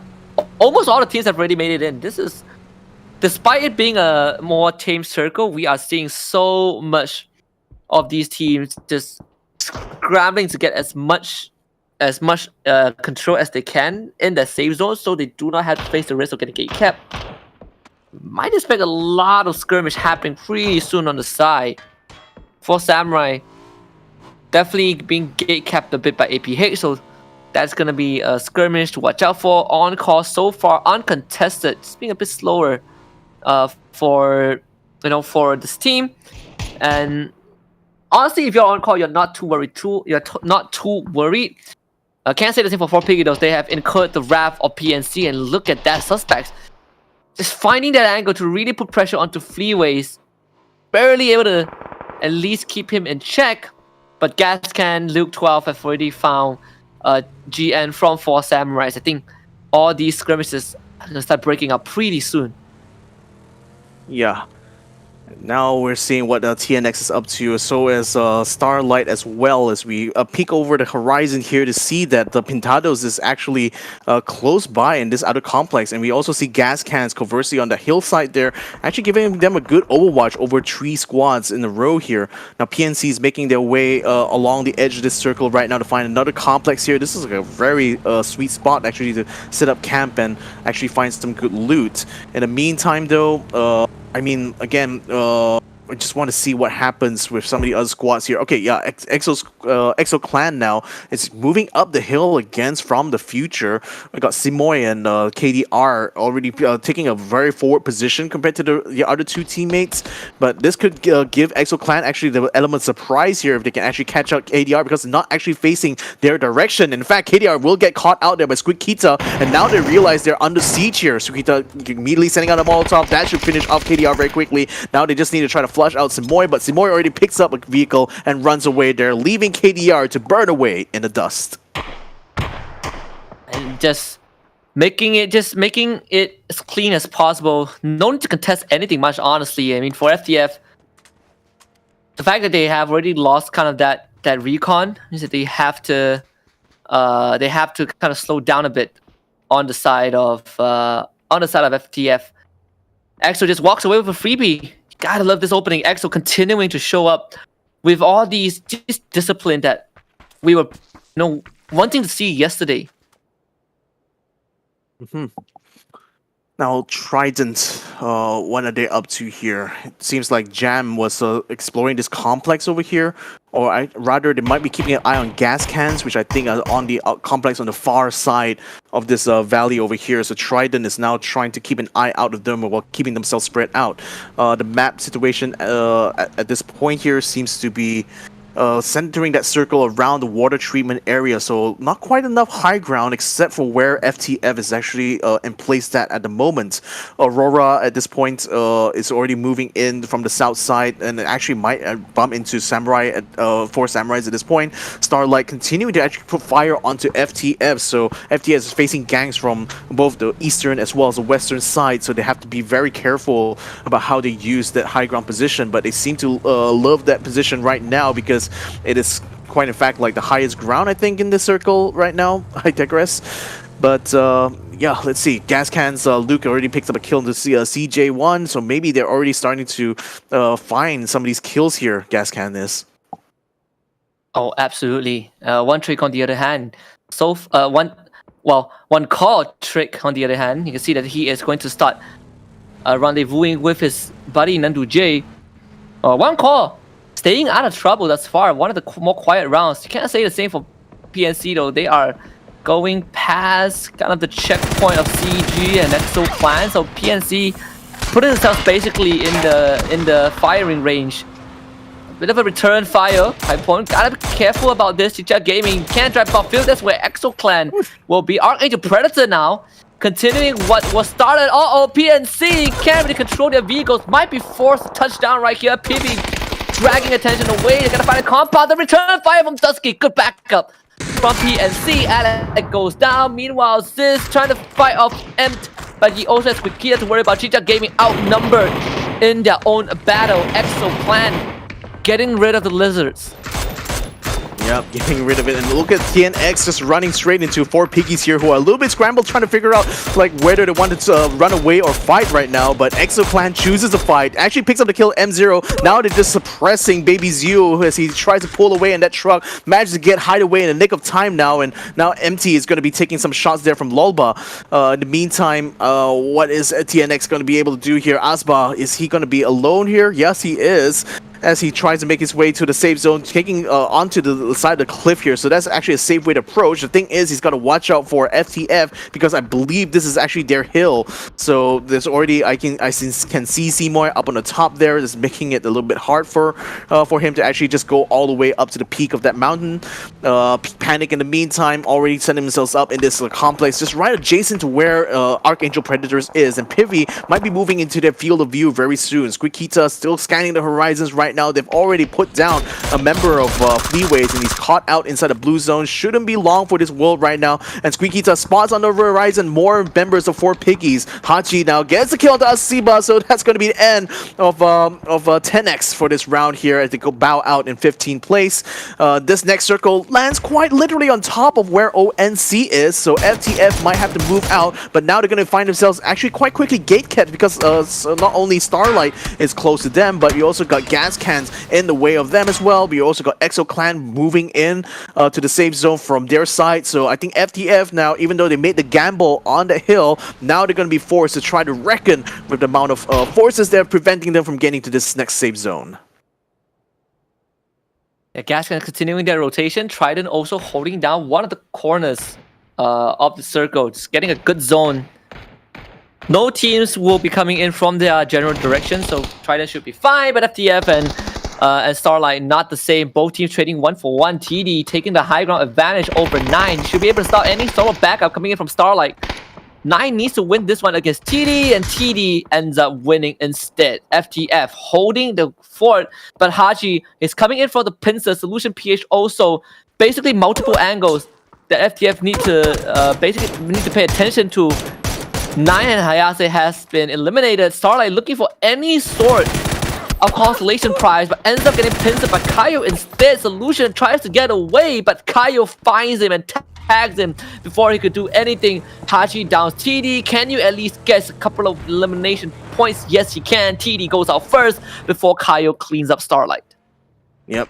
Taking into the car now is going to see one more as we see him try to surf along with this the blue zone together with Kang, but Kang is vehicleless. So he's attempting to just catch up to where Seymour is, but doesn't really have an opening to try to spray him down. Skukita does somewhat, but then unfortunately Seymour ducks away through the dunes just in the nick of time there. So it looks like he will be safe all the way to the safe zone. And EXO Clan, in fact, are receiving fire now coming from Panic, as well as Gascans here. But Gascans already have control over the oil refinery here, and that's going to be a good complex for them to try to maintain a base of fire. Senti caught on the outside there, and I think being sniped like that, I don't think he's going to be long for this well, unfortunately. Well, Pintadoes Esports now takes out to the top of the hill here. CJ actually gets his truck completely smoked out right now, as Squeakita was able to put a good spray down onto him. But CJ may be running himself quite into the middle of a firefight here between Panic as well as One Call, because that road is not quite clear, my friend. Better kind of like stop in your tracks right now, because it's going to be kind of dangerous, and it looks like they will actually stay in position there and make sure that they scan the area a little bit. But as I say that, Nikos actually moves up onto peak CJ18 now to put the fire onto them, and that makes it a little bit hard for them now. But they do get a knockdown. They do get knockdowns from both Nico as well as Yikika Mukau, and Greg Shot is left out and lurched there, trying to send out grenades but not able to land any. But grenades coming from the other side actually takes him down. Greg Shot finally takes up both CJ and Silent in order to take revenge for them knocking down his teammates, but they're not quite out of the woods though, because PNC and EXO Clan are still up on the high ground. They're still able to put some fire down to them, but I think PNC now is just focused on trying to see what other squads can we try to target this time around.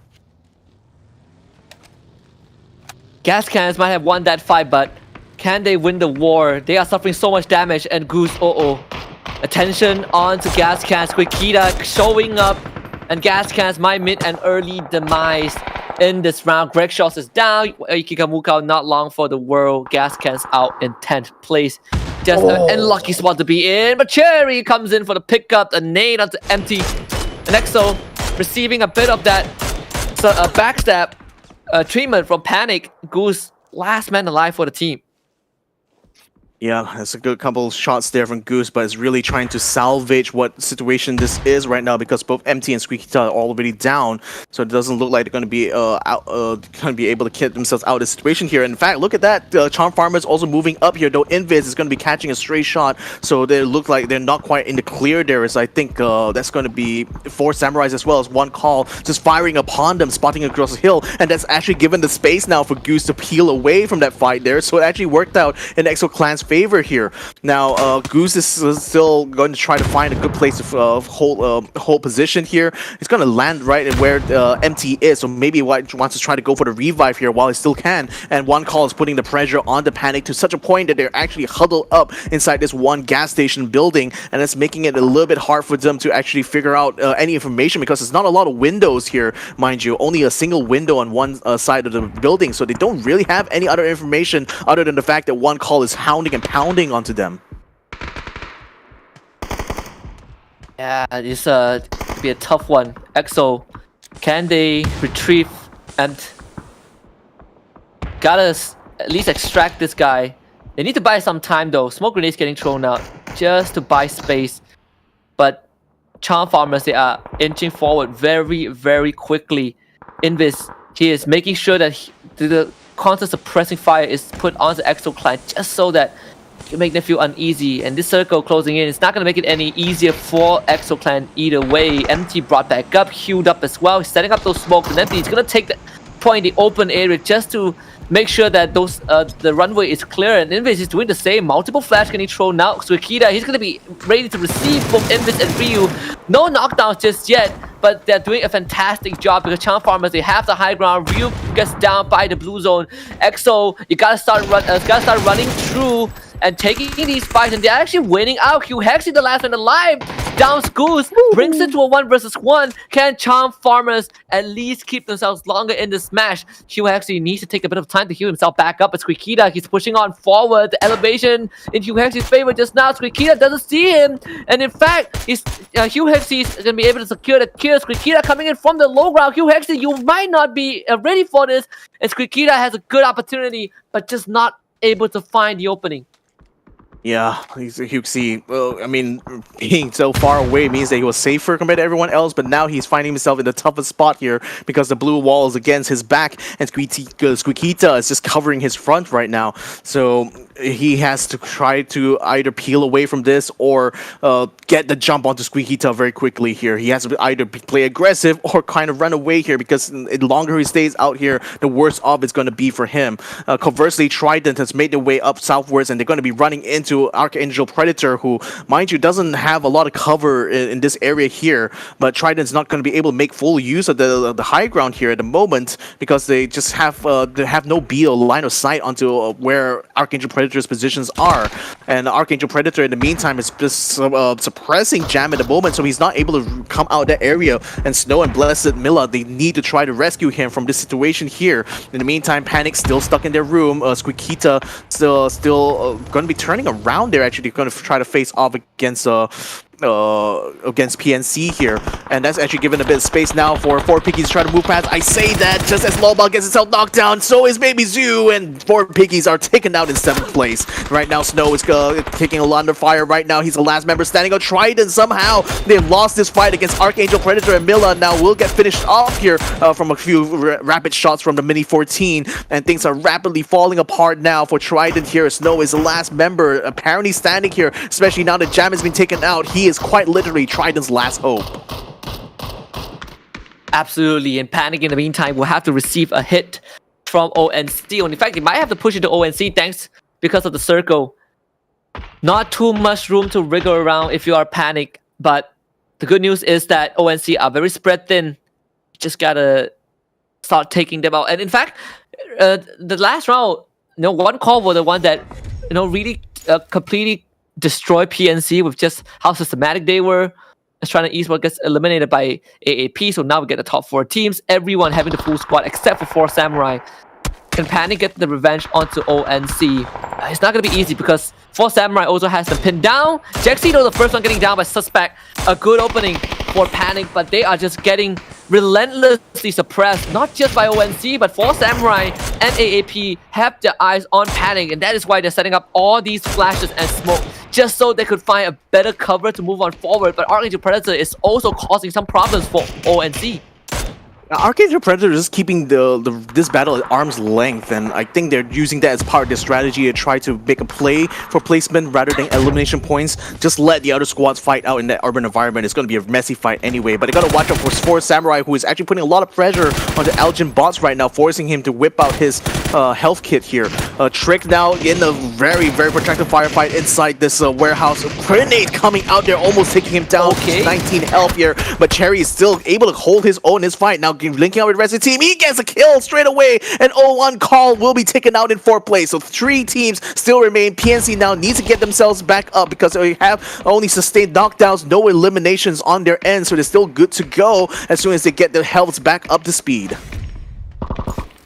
The good news for PNC is that Arkangel Predator, they got the knockdowns, but they don't have the line of sight to get the finisher. So PNC have some time to bring the fallen members back up, while Arkangel Predator is preoccupied by 4 Samurai's Fatty, literally in the fire, trying to get away from AAP. The timing a bit wrong, a bit off of Fatty. He tries to pull out the frag, but Elgin Bot just pushes him and gets that knockdown. 4 Samurais left with just GN.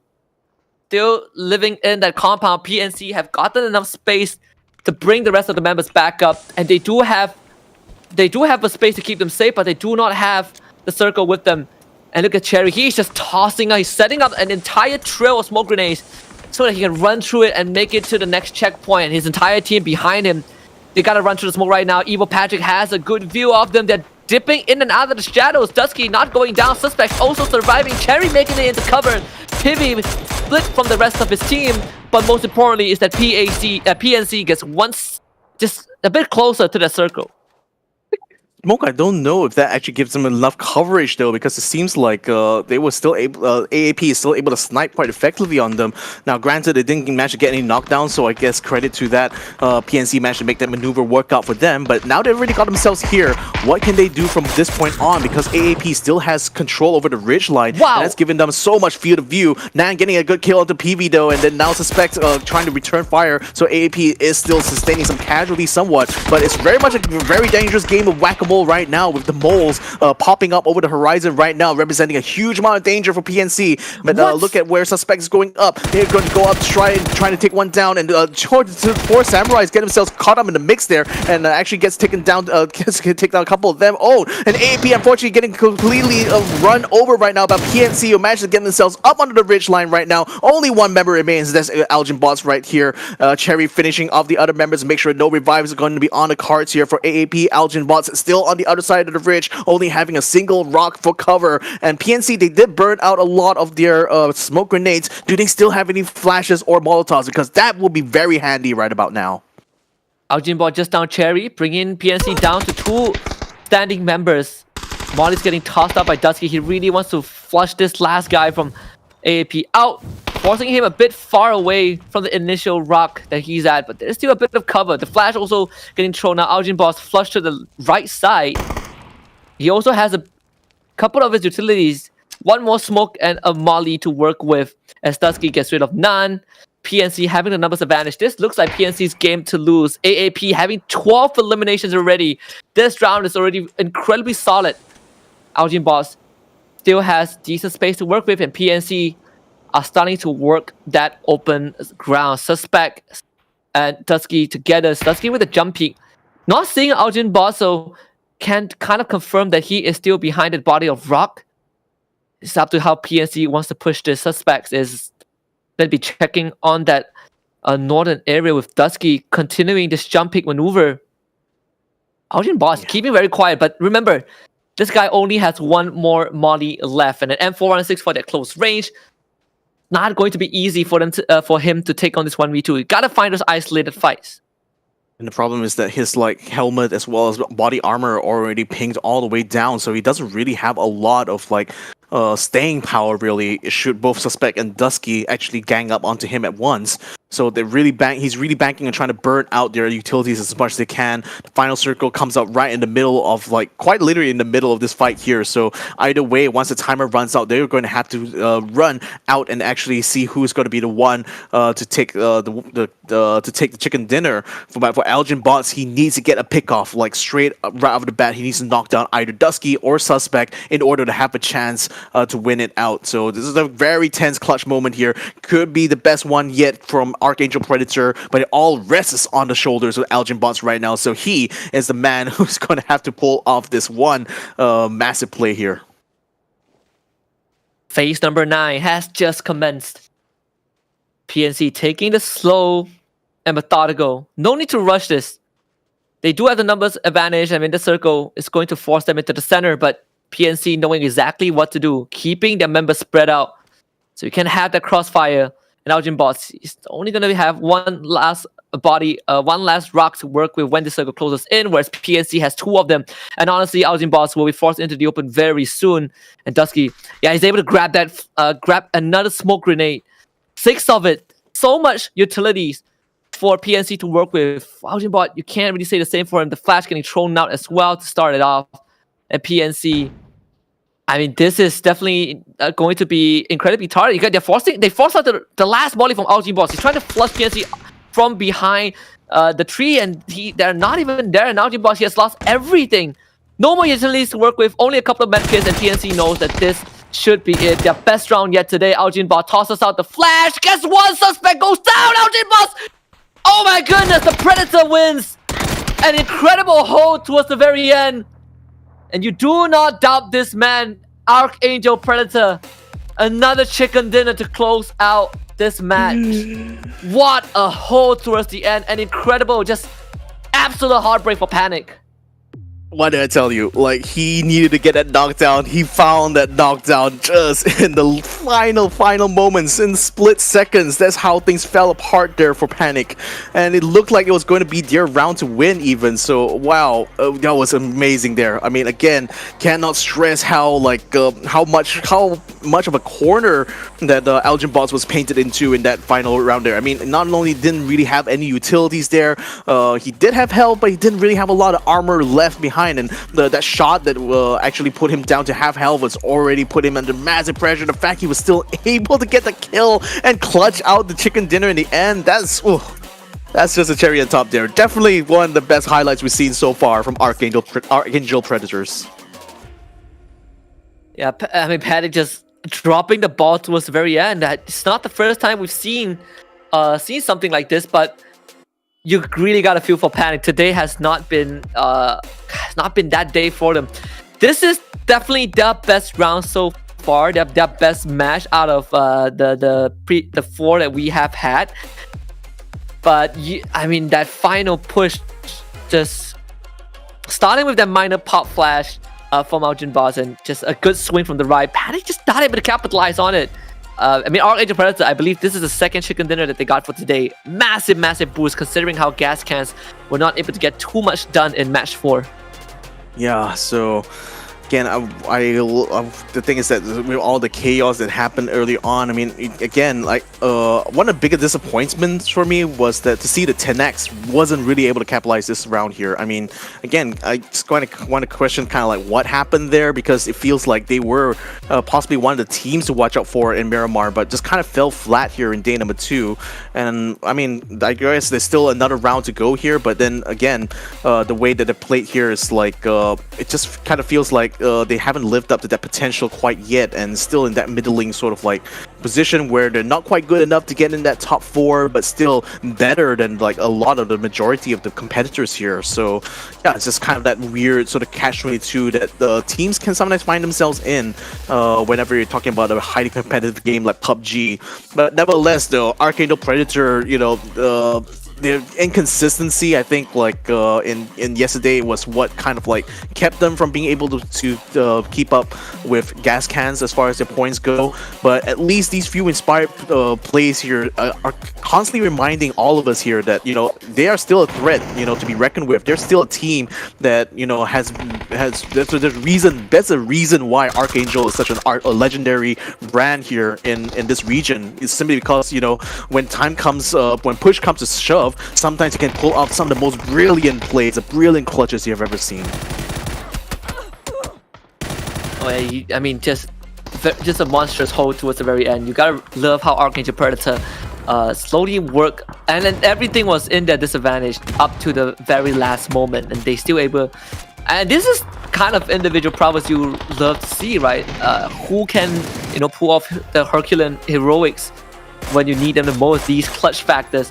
Arkangel Predator deserving of what they've gotten in match number 4. Chicken dinner and 15 eliminations, 25 points to cap it off, and Panic getting 13 out of it. Their best round today. EXO coming in with 11, still consistent from them. 4 Samurais recovering from a match 3 blunder, 1 call doing the same, and obviously Gascans only getting 3. But you know, Gascans, they have a cushion to work with, so it's not too big of a concern for them.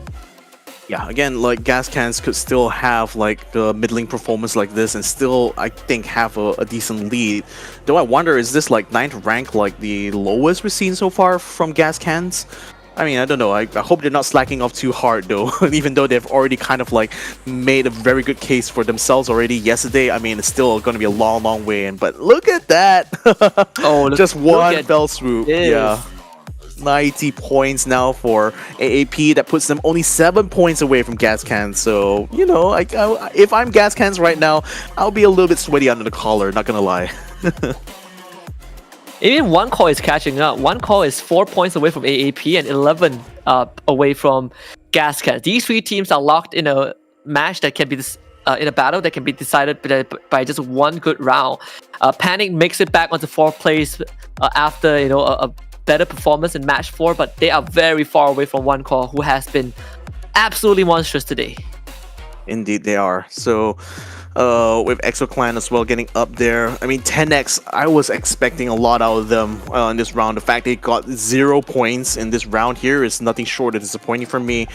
Starlight as well, like, didn't really feel like, outside of like being involved in a few fights, didn't really feel like that much of a presence in this game really.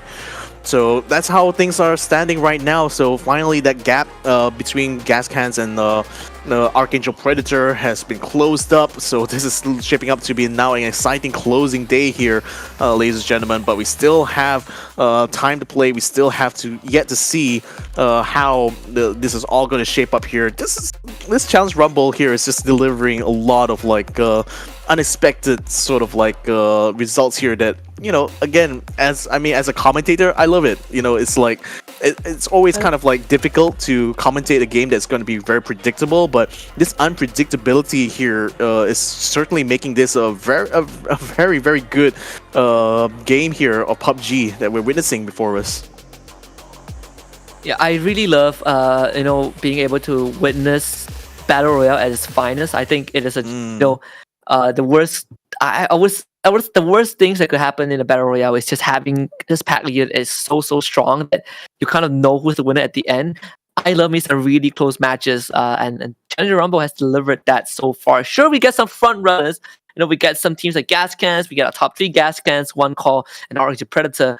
But the teams that are catching, that are, you know, kind of following behind the main pack, is still putting out incredible plays. You know, as close as it can be, and that, you know, puts us. It always makes sure that everyone is on edge in a good way. But here we are, last match of the day, last round of Miramar for the weekend.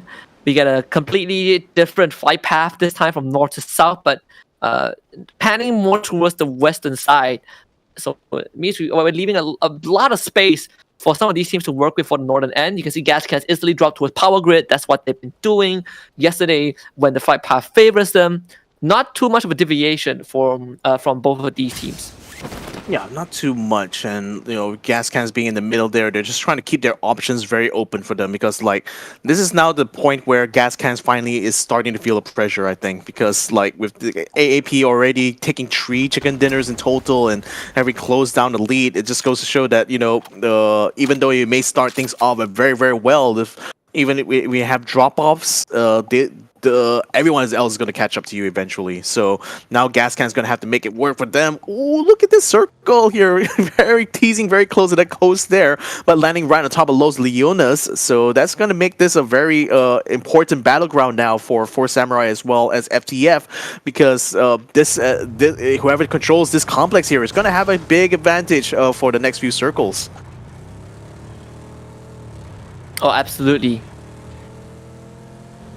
For Samurai, slowly kind of falling off in the you know, later stages of the day, but I think they've still done pretty well overall. I can say the same for, you know, Goose, EXO Clan overall. These guys have been phenomenal throughout the entire day, and I think that they have done more than they've collectively achieved in day one. Starlight, you know, they did have a bit of a iffy round, but overall, it's just great to see these teams that suffer major setbacks on day one kind of showing up on day two, and at least keeping it closer, you know, keeping the leaderboard tighter in the competition. Yep. So another team that, you know, has also been a bit disappointing for me has been APH, because, you know, they showed a bit of promise at times on day one, but day two just feels like hasn't, like, outside of like the few fights they've won, but they haven't really experienced the level of success that I kind of expected they might be able to pull off. I don't know. It's maybe I might be reading a little bit too much into things, but then again, the players themselves have like shown moments of brilliance at times, but yeah, just never been able to kind of like put things together in a very satisfying way, I would suppose. But you know, again, given that it's going to be the last round of the day, it's going to be another opportunity really for some of these lower rung teams to just gather a lot more experience. I mean, I say that as if like these guys aren't experienced at all, but what I mean in this context is really just kind of understanding the play styles of the other teams in this competition here, because PUBG, besides being a game about having a lot of knowledge of the sandbox, of a lot of knowledge of the maps here, when it comes to high level of competitive play, the amount of research you're able to do, the amount of information you have about your opponents is so important at this level here, because generally the expectation is that everyone at this level is going to be almost equally skilled. So it's all about knowing the nuances of like the play styles of different teams, and to kind of identify where you kind of can attack them when they're weakest. And APH now is going to be attacked very soon by 4 Piggies, who will be looking to get some good kill points for themselves. They're another squad who have been kind of struggling to be able to keep up with the rest of the competition so far. Maybe this fight here, if it does go their way, might be their ticket. Yeah, and 4 Piggies slowly kind of pushing APH back into the building. Obviously, those mollies are going to get tossed out. 4 Piggies looking to isolate individual members of APH. JO and Rams are on the high ground. They're not in position to provide any backup yet. But for 4 Piggies, we have Baby Zio just making sure that he has that long range support ready to go. 4 Piggies essentially having a bit of a man advantage if they decide to storm the building. JO, he wants to show up to help, but he's getting shot from, I believe, Arkangel Predator from behind. So this makes life even more hard for APH to meaningfully help both Senti and Rudvin. And Freeway is just going to start pushing up forward. Loba and Gob throwing in those utilities. Senti able to get a good, meaningful one onto Freeways, but KDR from the future actually downs Rams, and Loba able to catch Senti in the process with the frag. 2 different fights that APH needs to work with. Gob just turns the corner looking for a knockdown and finds it. Rudvin also falls. APH getting absolutely crushed. Ooh. That's a brutal one, because again, even though Jo was up on the top line there trying to provide some like overwatch, now they're gonna have to get down on the ground and get into the gritty here with 4 Piggies. But look at Gobs jumping straight out the window, taking out Jo. So that's gonna be 3 in a row now. They're taken out from ABH, and with the final member eliminated, that's gonna be ABH, the first one to be sent out at the end of the day. Yeah, just APH continuing the slump of yesterday, just not able to do too much. All these fights that they're not able to close out and getting pressured by multiple teams.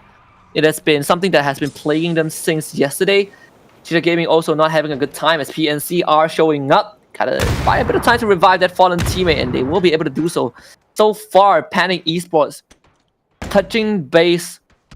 Suspect finding Kaipon again. Super Louis, meanwhile, sacrifices the win, and Suspect will get a second knockdown. Cicak Gaming, not much left to work with, as the molly will force them into the corner of the left side. The frag, unfortunately, just a bit off, bouncing off the door frame, but enough to push Cicak Gaming out into the open, and that should allow Suspect to have an easy time cleaning this up. Both Cicak Gaming members are quite low. Pivy finds Eons, and it's down to Z's to keep Cicak Gaming alive. I wonder if it's really pronounced Z's or exists, because it would actually make sense if it's pronounced exists, given the way it's spelt. But nevertheless, he's under pressure here. 3 members of Panics now moving up onto his wall side. Suspect will be able to spot him first, takes him down very quickly. So that will be Cicak Gaming eliminated in 15th place here. In the meantime, what is EXO Squad up to? They have sustained a knockdown, though. They are able to trade that with Milla, but Jam is still down for the count at the moment. So Trident not exactly looking at the most healthiest here. Who is the last member who is still alive right now? Because Snow, Milla, and Jam are both down. Blessed is on literally the other side, and he's being gate-kept very hard by Squeakita, as well as a Goose on the other side. And Blessed is now trying to put some shots on the Goose, as Goose comes in now to finish off the rest of Trident, and that's going to be a big blow right now to Trident Esports here, especially Blessed is not able to pull things off. He's just barely able to run away there, but looks like he's going to be leaving the rest of his friends in the dust now to kick the bucket, as it were.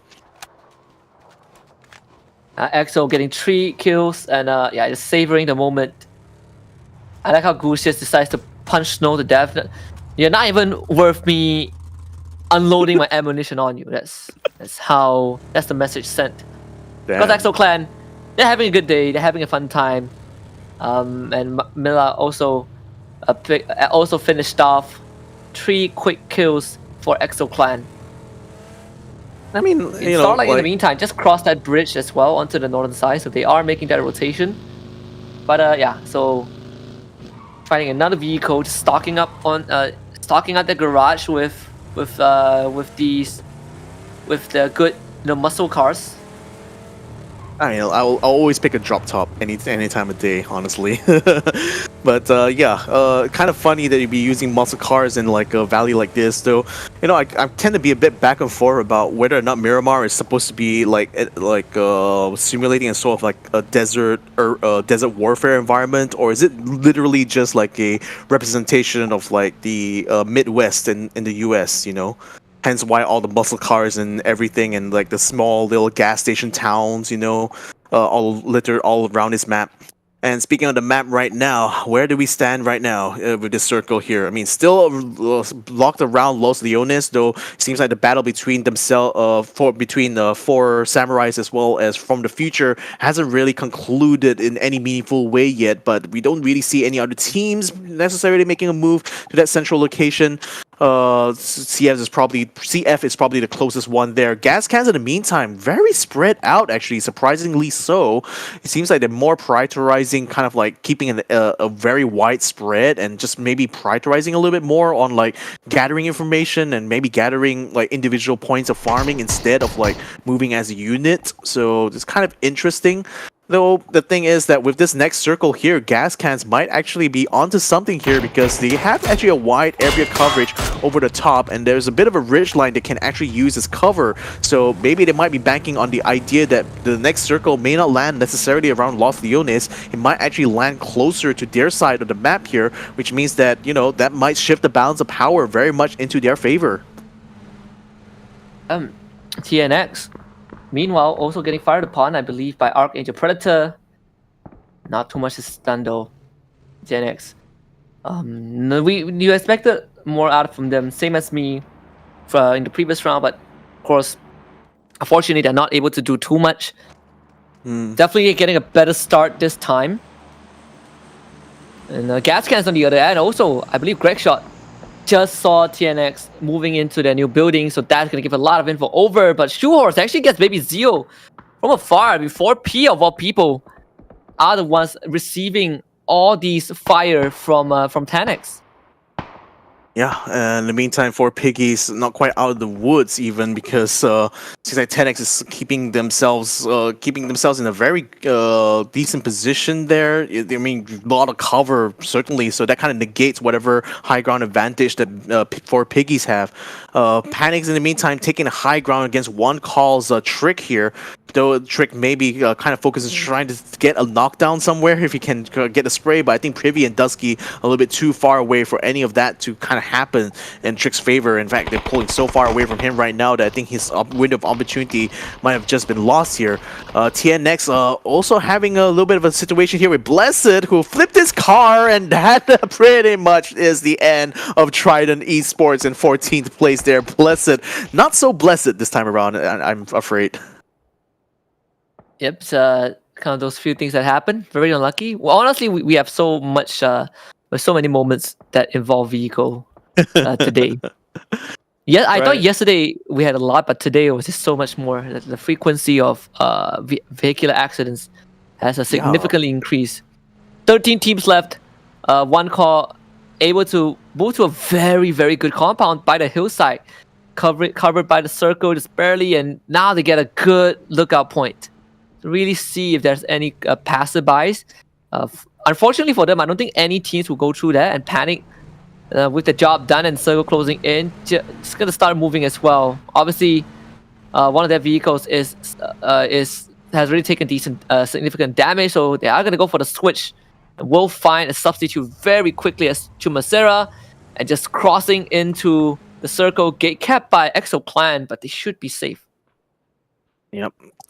In fact, like they've been keeping themselves out of trouble. So has like Gascans really, and the fact that it is spread out as well kind of like minimizes sort of like the chances for like the whole squad to kind of get bogged down in fights, which may be kind of the play they're going for here. Maybe they're prioritizing more of those placement points rather than doing the sort of like elimination point farming they were doing yesterday itself. But nevertheless, you know, with other squads already having taken control of the oil refinery, that actually makes it a very, very difficult proposition here for Gascans should they want to try to move out of the way and into another area. But I say that just as the next circle kind of lands on 2 members of Gascans, so they could possibly afford to try to take control or maintain control over the northern side of the circle at all times throughout this round here. Gregshot already making his way out through the fields here, and you can also see 4 Samurais, you know, just using this high ground here in order to try to get a good line of sight over every other squad down below them in the complexes, and that's allowing them to be able to hopefully have a bit more initiative later on when the fights start to break out. But speaking of fights now, I think one is going to be congregating quite close around the entryway of Los Leones right now, because I do see CF, I see Aura as well moving in. FTS is kind of holding position here. Oh, looks like YSA gets caught out though by Man, who just went into one of the buildings here. So I think things are starting to heat up now between both of these squads inside Los Leones, when for the longest time it's just literally been a very quiet siege inside this little, or I say little, but it's quite a big little city. And FTF now will be receiving a hit from Aurora, who just showed up. TD getting pushed right back by Tragics. This is going to be a very fast push into this factory, this hangar area. TD and Simoy kind of being the first frontier of FTF. Aurora, yeah, finally getting stopped just by a bit, but FTF, they're looking to set up kind of that double stack to have a good crossfire. And Aurora, they're very aware of that. You see Jumbi holding on to his nade, not going to expand it just yet. Does have that flash. Toss over the crate. TD push out very far forward. Does Juice know about this though? It's going to be really crucial. And TD send out this frag, able to just barely push PRDX back. Jumbi also forced to retreat. Holding on to that smoke a bit too long. TD finds the knock onto Juice. Aurora just a bit indecisive on what their movement is going to be, and that means that Juice will get sacrificed. Yeah, a bit unfortunate there. So Aurora, the little assault attempt, kind of like ending up not only empty-handed, I think negative-handed, given they lost a member from there. But then GN actually very patient with his trigger finger there, just keeping his eyes on FTF right now, trying to see whether or not who has kind of won that. I think all indications seem to be that FTF is winning the fight here. So maybe 4S will be holding back even longer right now, just waiting for an opportunity actually to get the drop onto FTF. In the meantime, Farm Farmers already made their way to this side of Los Leones. With the blue zone already engulfing most of the city here, is pretty much everyone left on the outskirts here to fend for themselves and pick up whatever scraps they can. And speaking of scrapping here, is Gascans going to get into any scraps soon? Because I do see Starlight creeping in on the territory right now. This could be grounds for a bit of an encounter. Next circle lands still close to where Gascans is, but it also lands quite on top of where Tenax is. Could this be an opportunity for them to make up for things so far today? Battle's already heating up on the western side though, because 4 Samurais already getting into the mix of things now, with them opening fire onto squads who have just wandered into the outskirts here in order to join in the firefights here. Gascans still very much in position where they were earlier on. Doesn't seem like Starlight is putting too much pressure onto them right now. FTF still keeping Aura at bay, but it seems like Aura is taking quite a bit of damage here, so I don't know whether they want to still continue assaulting in this direction, or maybe they have to find a different approach now. Supply crate is going to be landing close to where Starlight is, as the Starlight now is starting to put some pressure onto Gascans' complex and uses the hills for cover. Is actually making it good. I say that just as Solution PH catches a shot from Gregshot himself, and that's making this now forcing Starlight to maneuver here. We got 9 trying to make a flank around the outside of the safe zone here in order to try to get a jump onto Gascans, but they got to watch out for EXO squad, who are taking camp around the complex just to the other side of where this battle is taking place. So if 9 is not too careful, he might just wander into a field of fire that will allow EXO to actually start putting shots in. In fact, I already see that EXO is opening fire onto them, so they may have already spotted Starlight. Nevertheless, Aura now putting the throwables onto FTF. They already got a kill onto TD there, so that's already putting them in under pressure as Samurai is assaulting them at the same time while FTF is under fire from Aura. So this is actually putting FTF in a very tough spot, because the blue zone is creeping over them and they're not able to have an exfil out of this area here. Moriyama still trying to hold his own, but he's a little bit confused there as he gets cut down by C1 Moy. So at least 4 Samurai is having their momentum somewhat stopped right now. C Moy seems to be the last member still.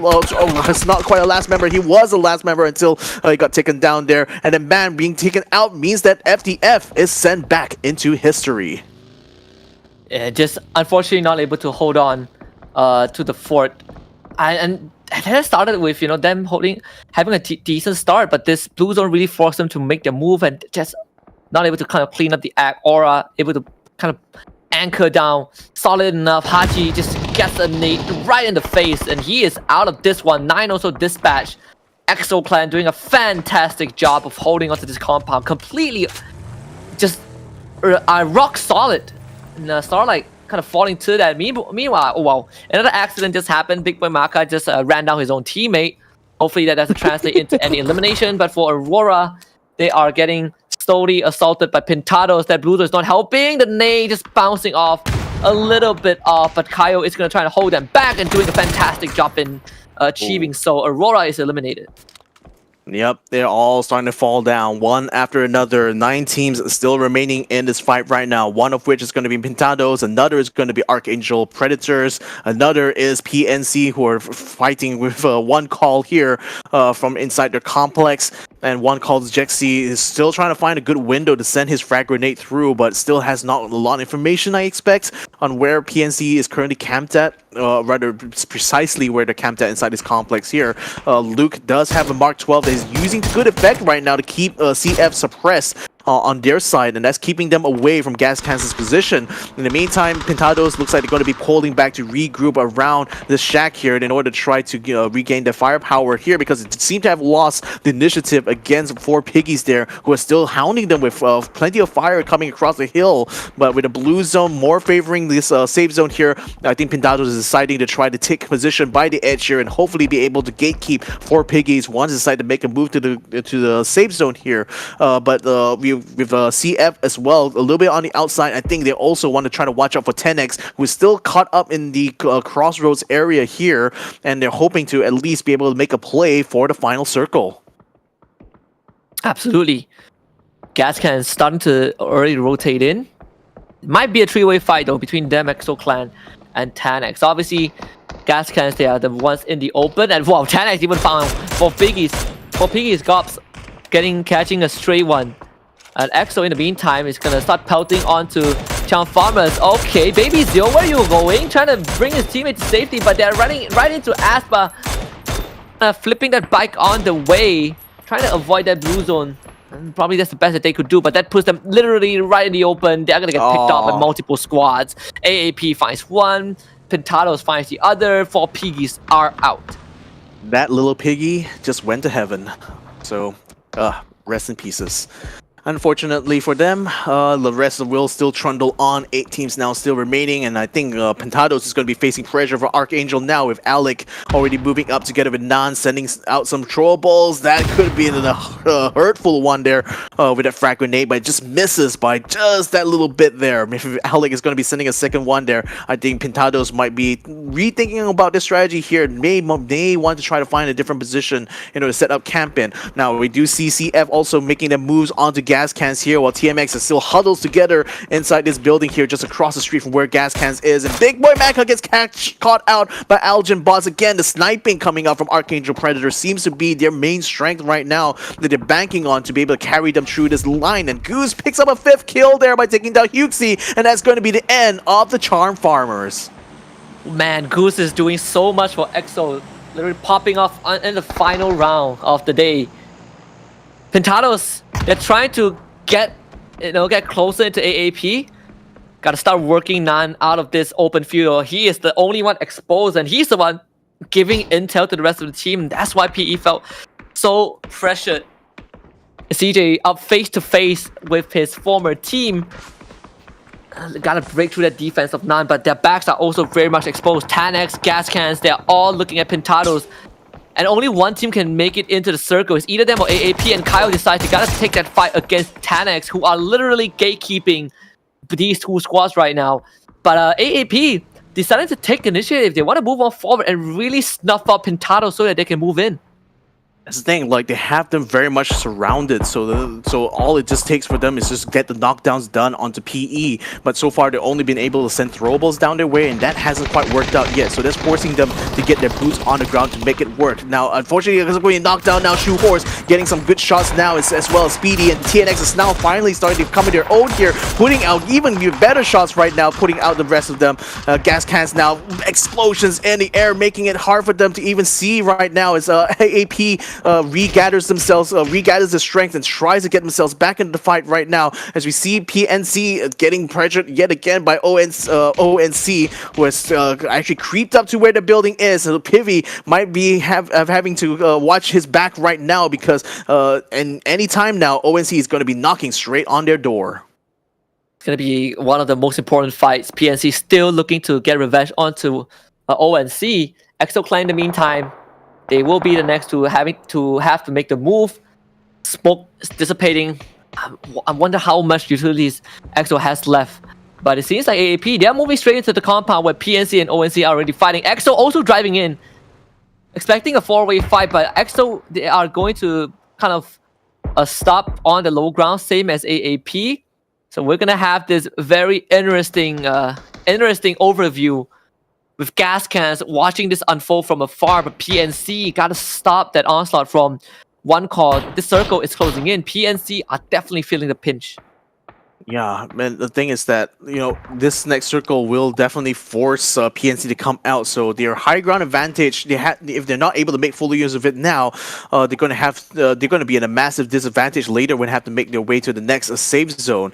So the thing is that everyone else on the low ground has their sights very much pinned on the top side there, because they know not just one but two squads are currently fighting up there, and ONC is just finding themselves having to you know, watch out for stragglers outside while they're attempting to try to make an entry inside of the building that Panic Esports is holed up in. But look at that, blue zone already creeping in here. So where this next circle is going to land here, if it lands on top of PNC, that will be great, but I don't think that's going to be the case right now. Good shot there for Empty. He should be able to get another one there on the Greg shot, but where's the follow-up going to be coming from there? Trick from one call now. He knows that PNC is just across the building here, but they haven't really found an opening. In fact, a grenade is going to be sent out there, forcing them to hold back a little bit. They're still scared. They're still afraid of actually trying to confront Panic directly here, because they're still outnumbered a little bit by just one man. But that seems to be enough here for ONC to try to be a little bit more cognizant and a little bit slower in their push through the building.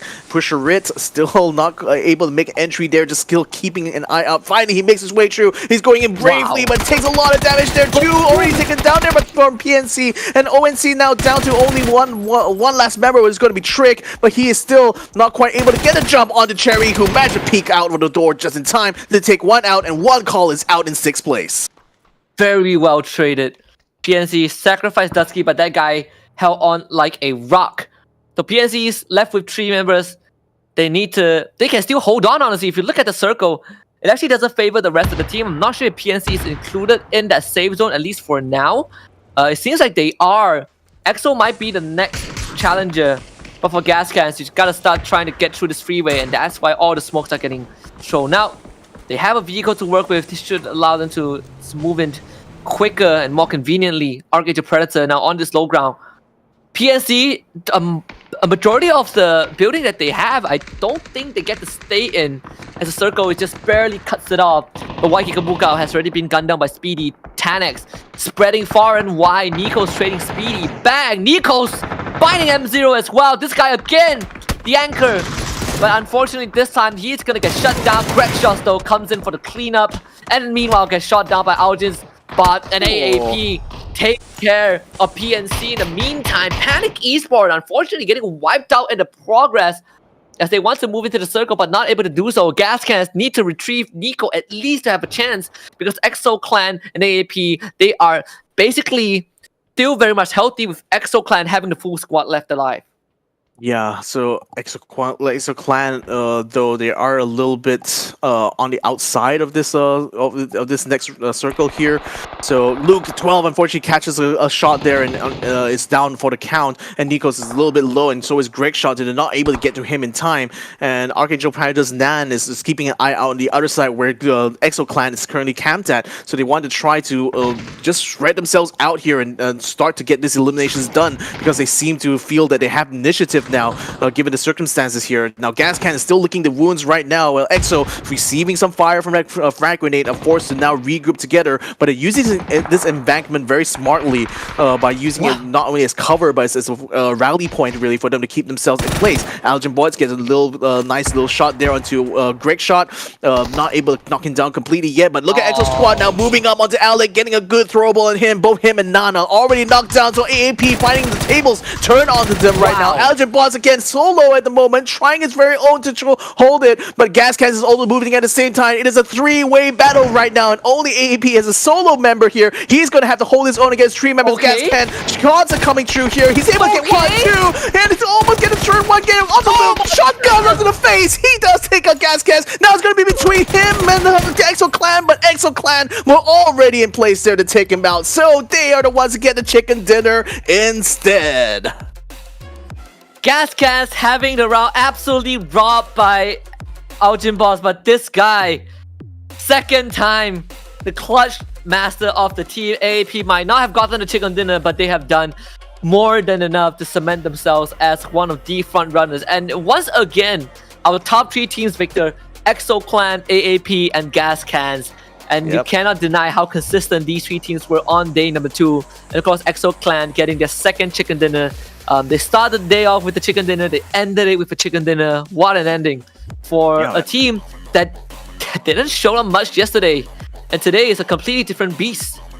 Yeah, today is EXO Clan's day, for sure. I mean, the fact that they were able to climb all the way from quite literally the bottom rung of the ladder to now being amongst the top 3 in the competition right now, that's certainly going to count for something, right? I mean, the Challenger Rumble is still going to be continuing on throughout the next few weeks, so there's still plenty of opportunities here for EXO Clan to show that they were just as capable as everyone else. Just can't really fault them too much for having a bad start to this whole competition here. But nevertheless, though, still shout out to Algin Bots. I mean, again, another situation where he had the clutch and he absolutely nailed it. I mean, the fact that he had to switch to mind you, switch to like a sawn-off shotgun, which is like kind of like a desperation weapon, and still be able to finish off gas cans with it. I mean, man, the galls on this guy here. I mean, I just want to know what exactly he's been eating and training with, because you know, anyone who wants to be a pro PUBG player probably should take a few notes about the way Algin Bots actually plays, because he certainly has been showing quite a masterclass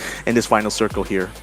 Yeah, I mean, against all teams, right? Against all teams, the gas cans of all teams. This is, again, remember, the best team that we have. I mean, this is completely robbed. But, I mean, AAP, they are not one of the best teams for no reason. This is exactly why. EXO Clan, definitely the most improved one. If we compare performance-wise, from day 1. 15th place to, I believe, they probably are in the first page. A lot of work has been done by EXO Clan alone. And today, it is just so clean from these guys. They are decimating a lot of the top squads, right? They are overrunning AAP. They're getting rid of a lot of these minor mistakes they've been making yesterday. They're not getting punished, and they are just they're handling these gunfights so well. I think when you look at the replays, you can really see how, you know, some of these teams are just so much more superior on day 2. Panic able to recover a bit in the last 2 rounds, albeit not the cleanest overall, but they have been able to at least get points in, you know, as compared to the first 3 rounds where they were absolutely demolished by a lot of these teams. Yeah, I mean, again, like with the way the last 2 days kind of unfolded, kind of like hammers home the point to me, right, that sometimes you cannot really, you know, dismiss any kind of performances and a kind of lack of performance, I should say, in the day number 1, because there's always a chance for them to make a massive comeback in day 2, as EXO Clan has certainly demonstrated here. But at the same time as well, I mean, for teams like Gascans, for AAP, it shows that even having a good start to like the competition doesn't necessarily mean you'll stick the landing at the end. And even though Gascans has done well, you know, actually to kind of like maintain good consistency, and that's kind of kept them in the leader board so far, but we're starting to see all these other teams that kind of like fail to make an impact in day number 1 start to actually climb and reach the ranks here. AAP making 100 points now, even though Gascans has already beaten them to the punch by 14 points, but that's a lot of a narrow gap there compared to how it was yesterday. But it certainly shows that there's a very clear sort of like the top like 2, at least as far as these points go. The top 4 certainly feels a little bit untouchable, though EXO Clan, you know, they are still on that like borderline there when it comes to the top 4. But certainly with the performance they've done today, I hope that confidence will be able to build up over the rest of the course of the Challenger Rumble here, and hopefully they might even still have a shot at taking that slot to the Global Series. Oh yeah, man, this is what, 15th place to 4th in just 5 rounds in just one day. Yeah. It's just incredible performance from this Oceania team. Panic Esports definitely having a rough day. Still in 5th place, not too shabby, you know, from the future. And for Samurais, kind of losing steam towards the very end. Pintadoes squeezing into the 1st place as well. Again, the race to the top is actually getting a bit tighter than day 1. You know, Tenax is also not too far behind, and you can even throw Starlight into the equation. Obviously today Gascans still remains at the top, but you can see that a lot of teams are already catching up. So just in case, for those who, you know, missed out on previous rounds, just gotta let you guys know today has been an incredible day. When you look at the match recaps, you are definitely going to be very surprised in how teams, you know, EXO Clan getting 2 chicken dinners, 1 match 1 on Erangel, and to close out the day on Miramar as well. Gascans also getting one of their chicken dinners, and of course Arkangel Predator coming in clutch with their chicken dinners as well. Overall, week number 1 of Challenger Rumble has been intense, but you know, for all the fans, PUBG fans out there, we still have 1 more weekend to go before we find out which team will walk away with the most prize, with the most PGC points, and with the slot to PGS Phase 1, and that is going to continue next weekend, Saturday and Sunday, same time, 1:30 p.m. GMT +8. We're gonna run it back with the map rotation, and after 10 matches, we will find out who is the main champions. But for now, I mean, we are gonna take the rest of the Sunday off. It has been amazing having you around, Victor. It's always great working together. But we're gonna sign off as your casters for the weekend. Have a great Sunday, and come back next weekend for more PUBG Challenger Rumble action. My name is Husky. Here's Victor. Bid you guys goodbye and have a great Sunday.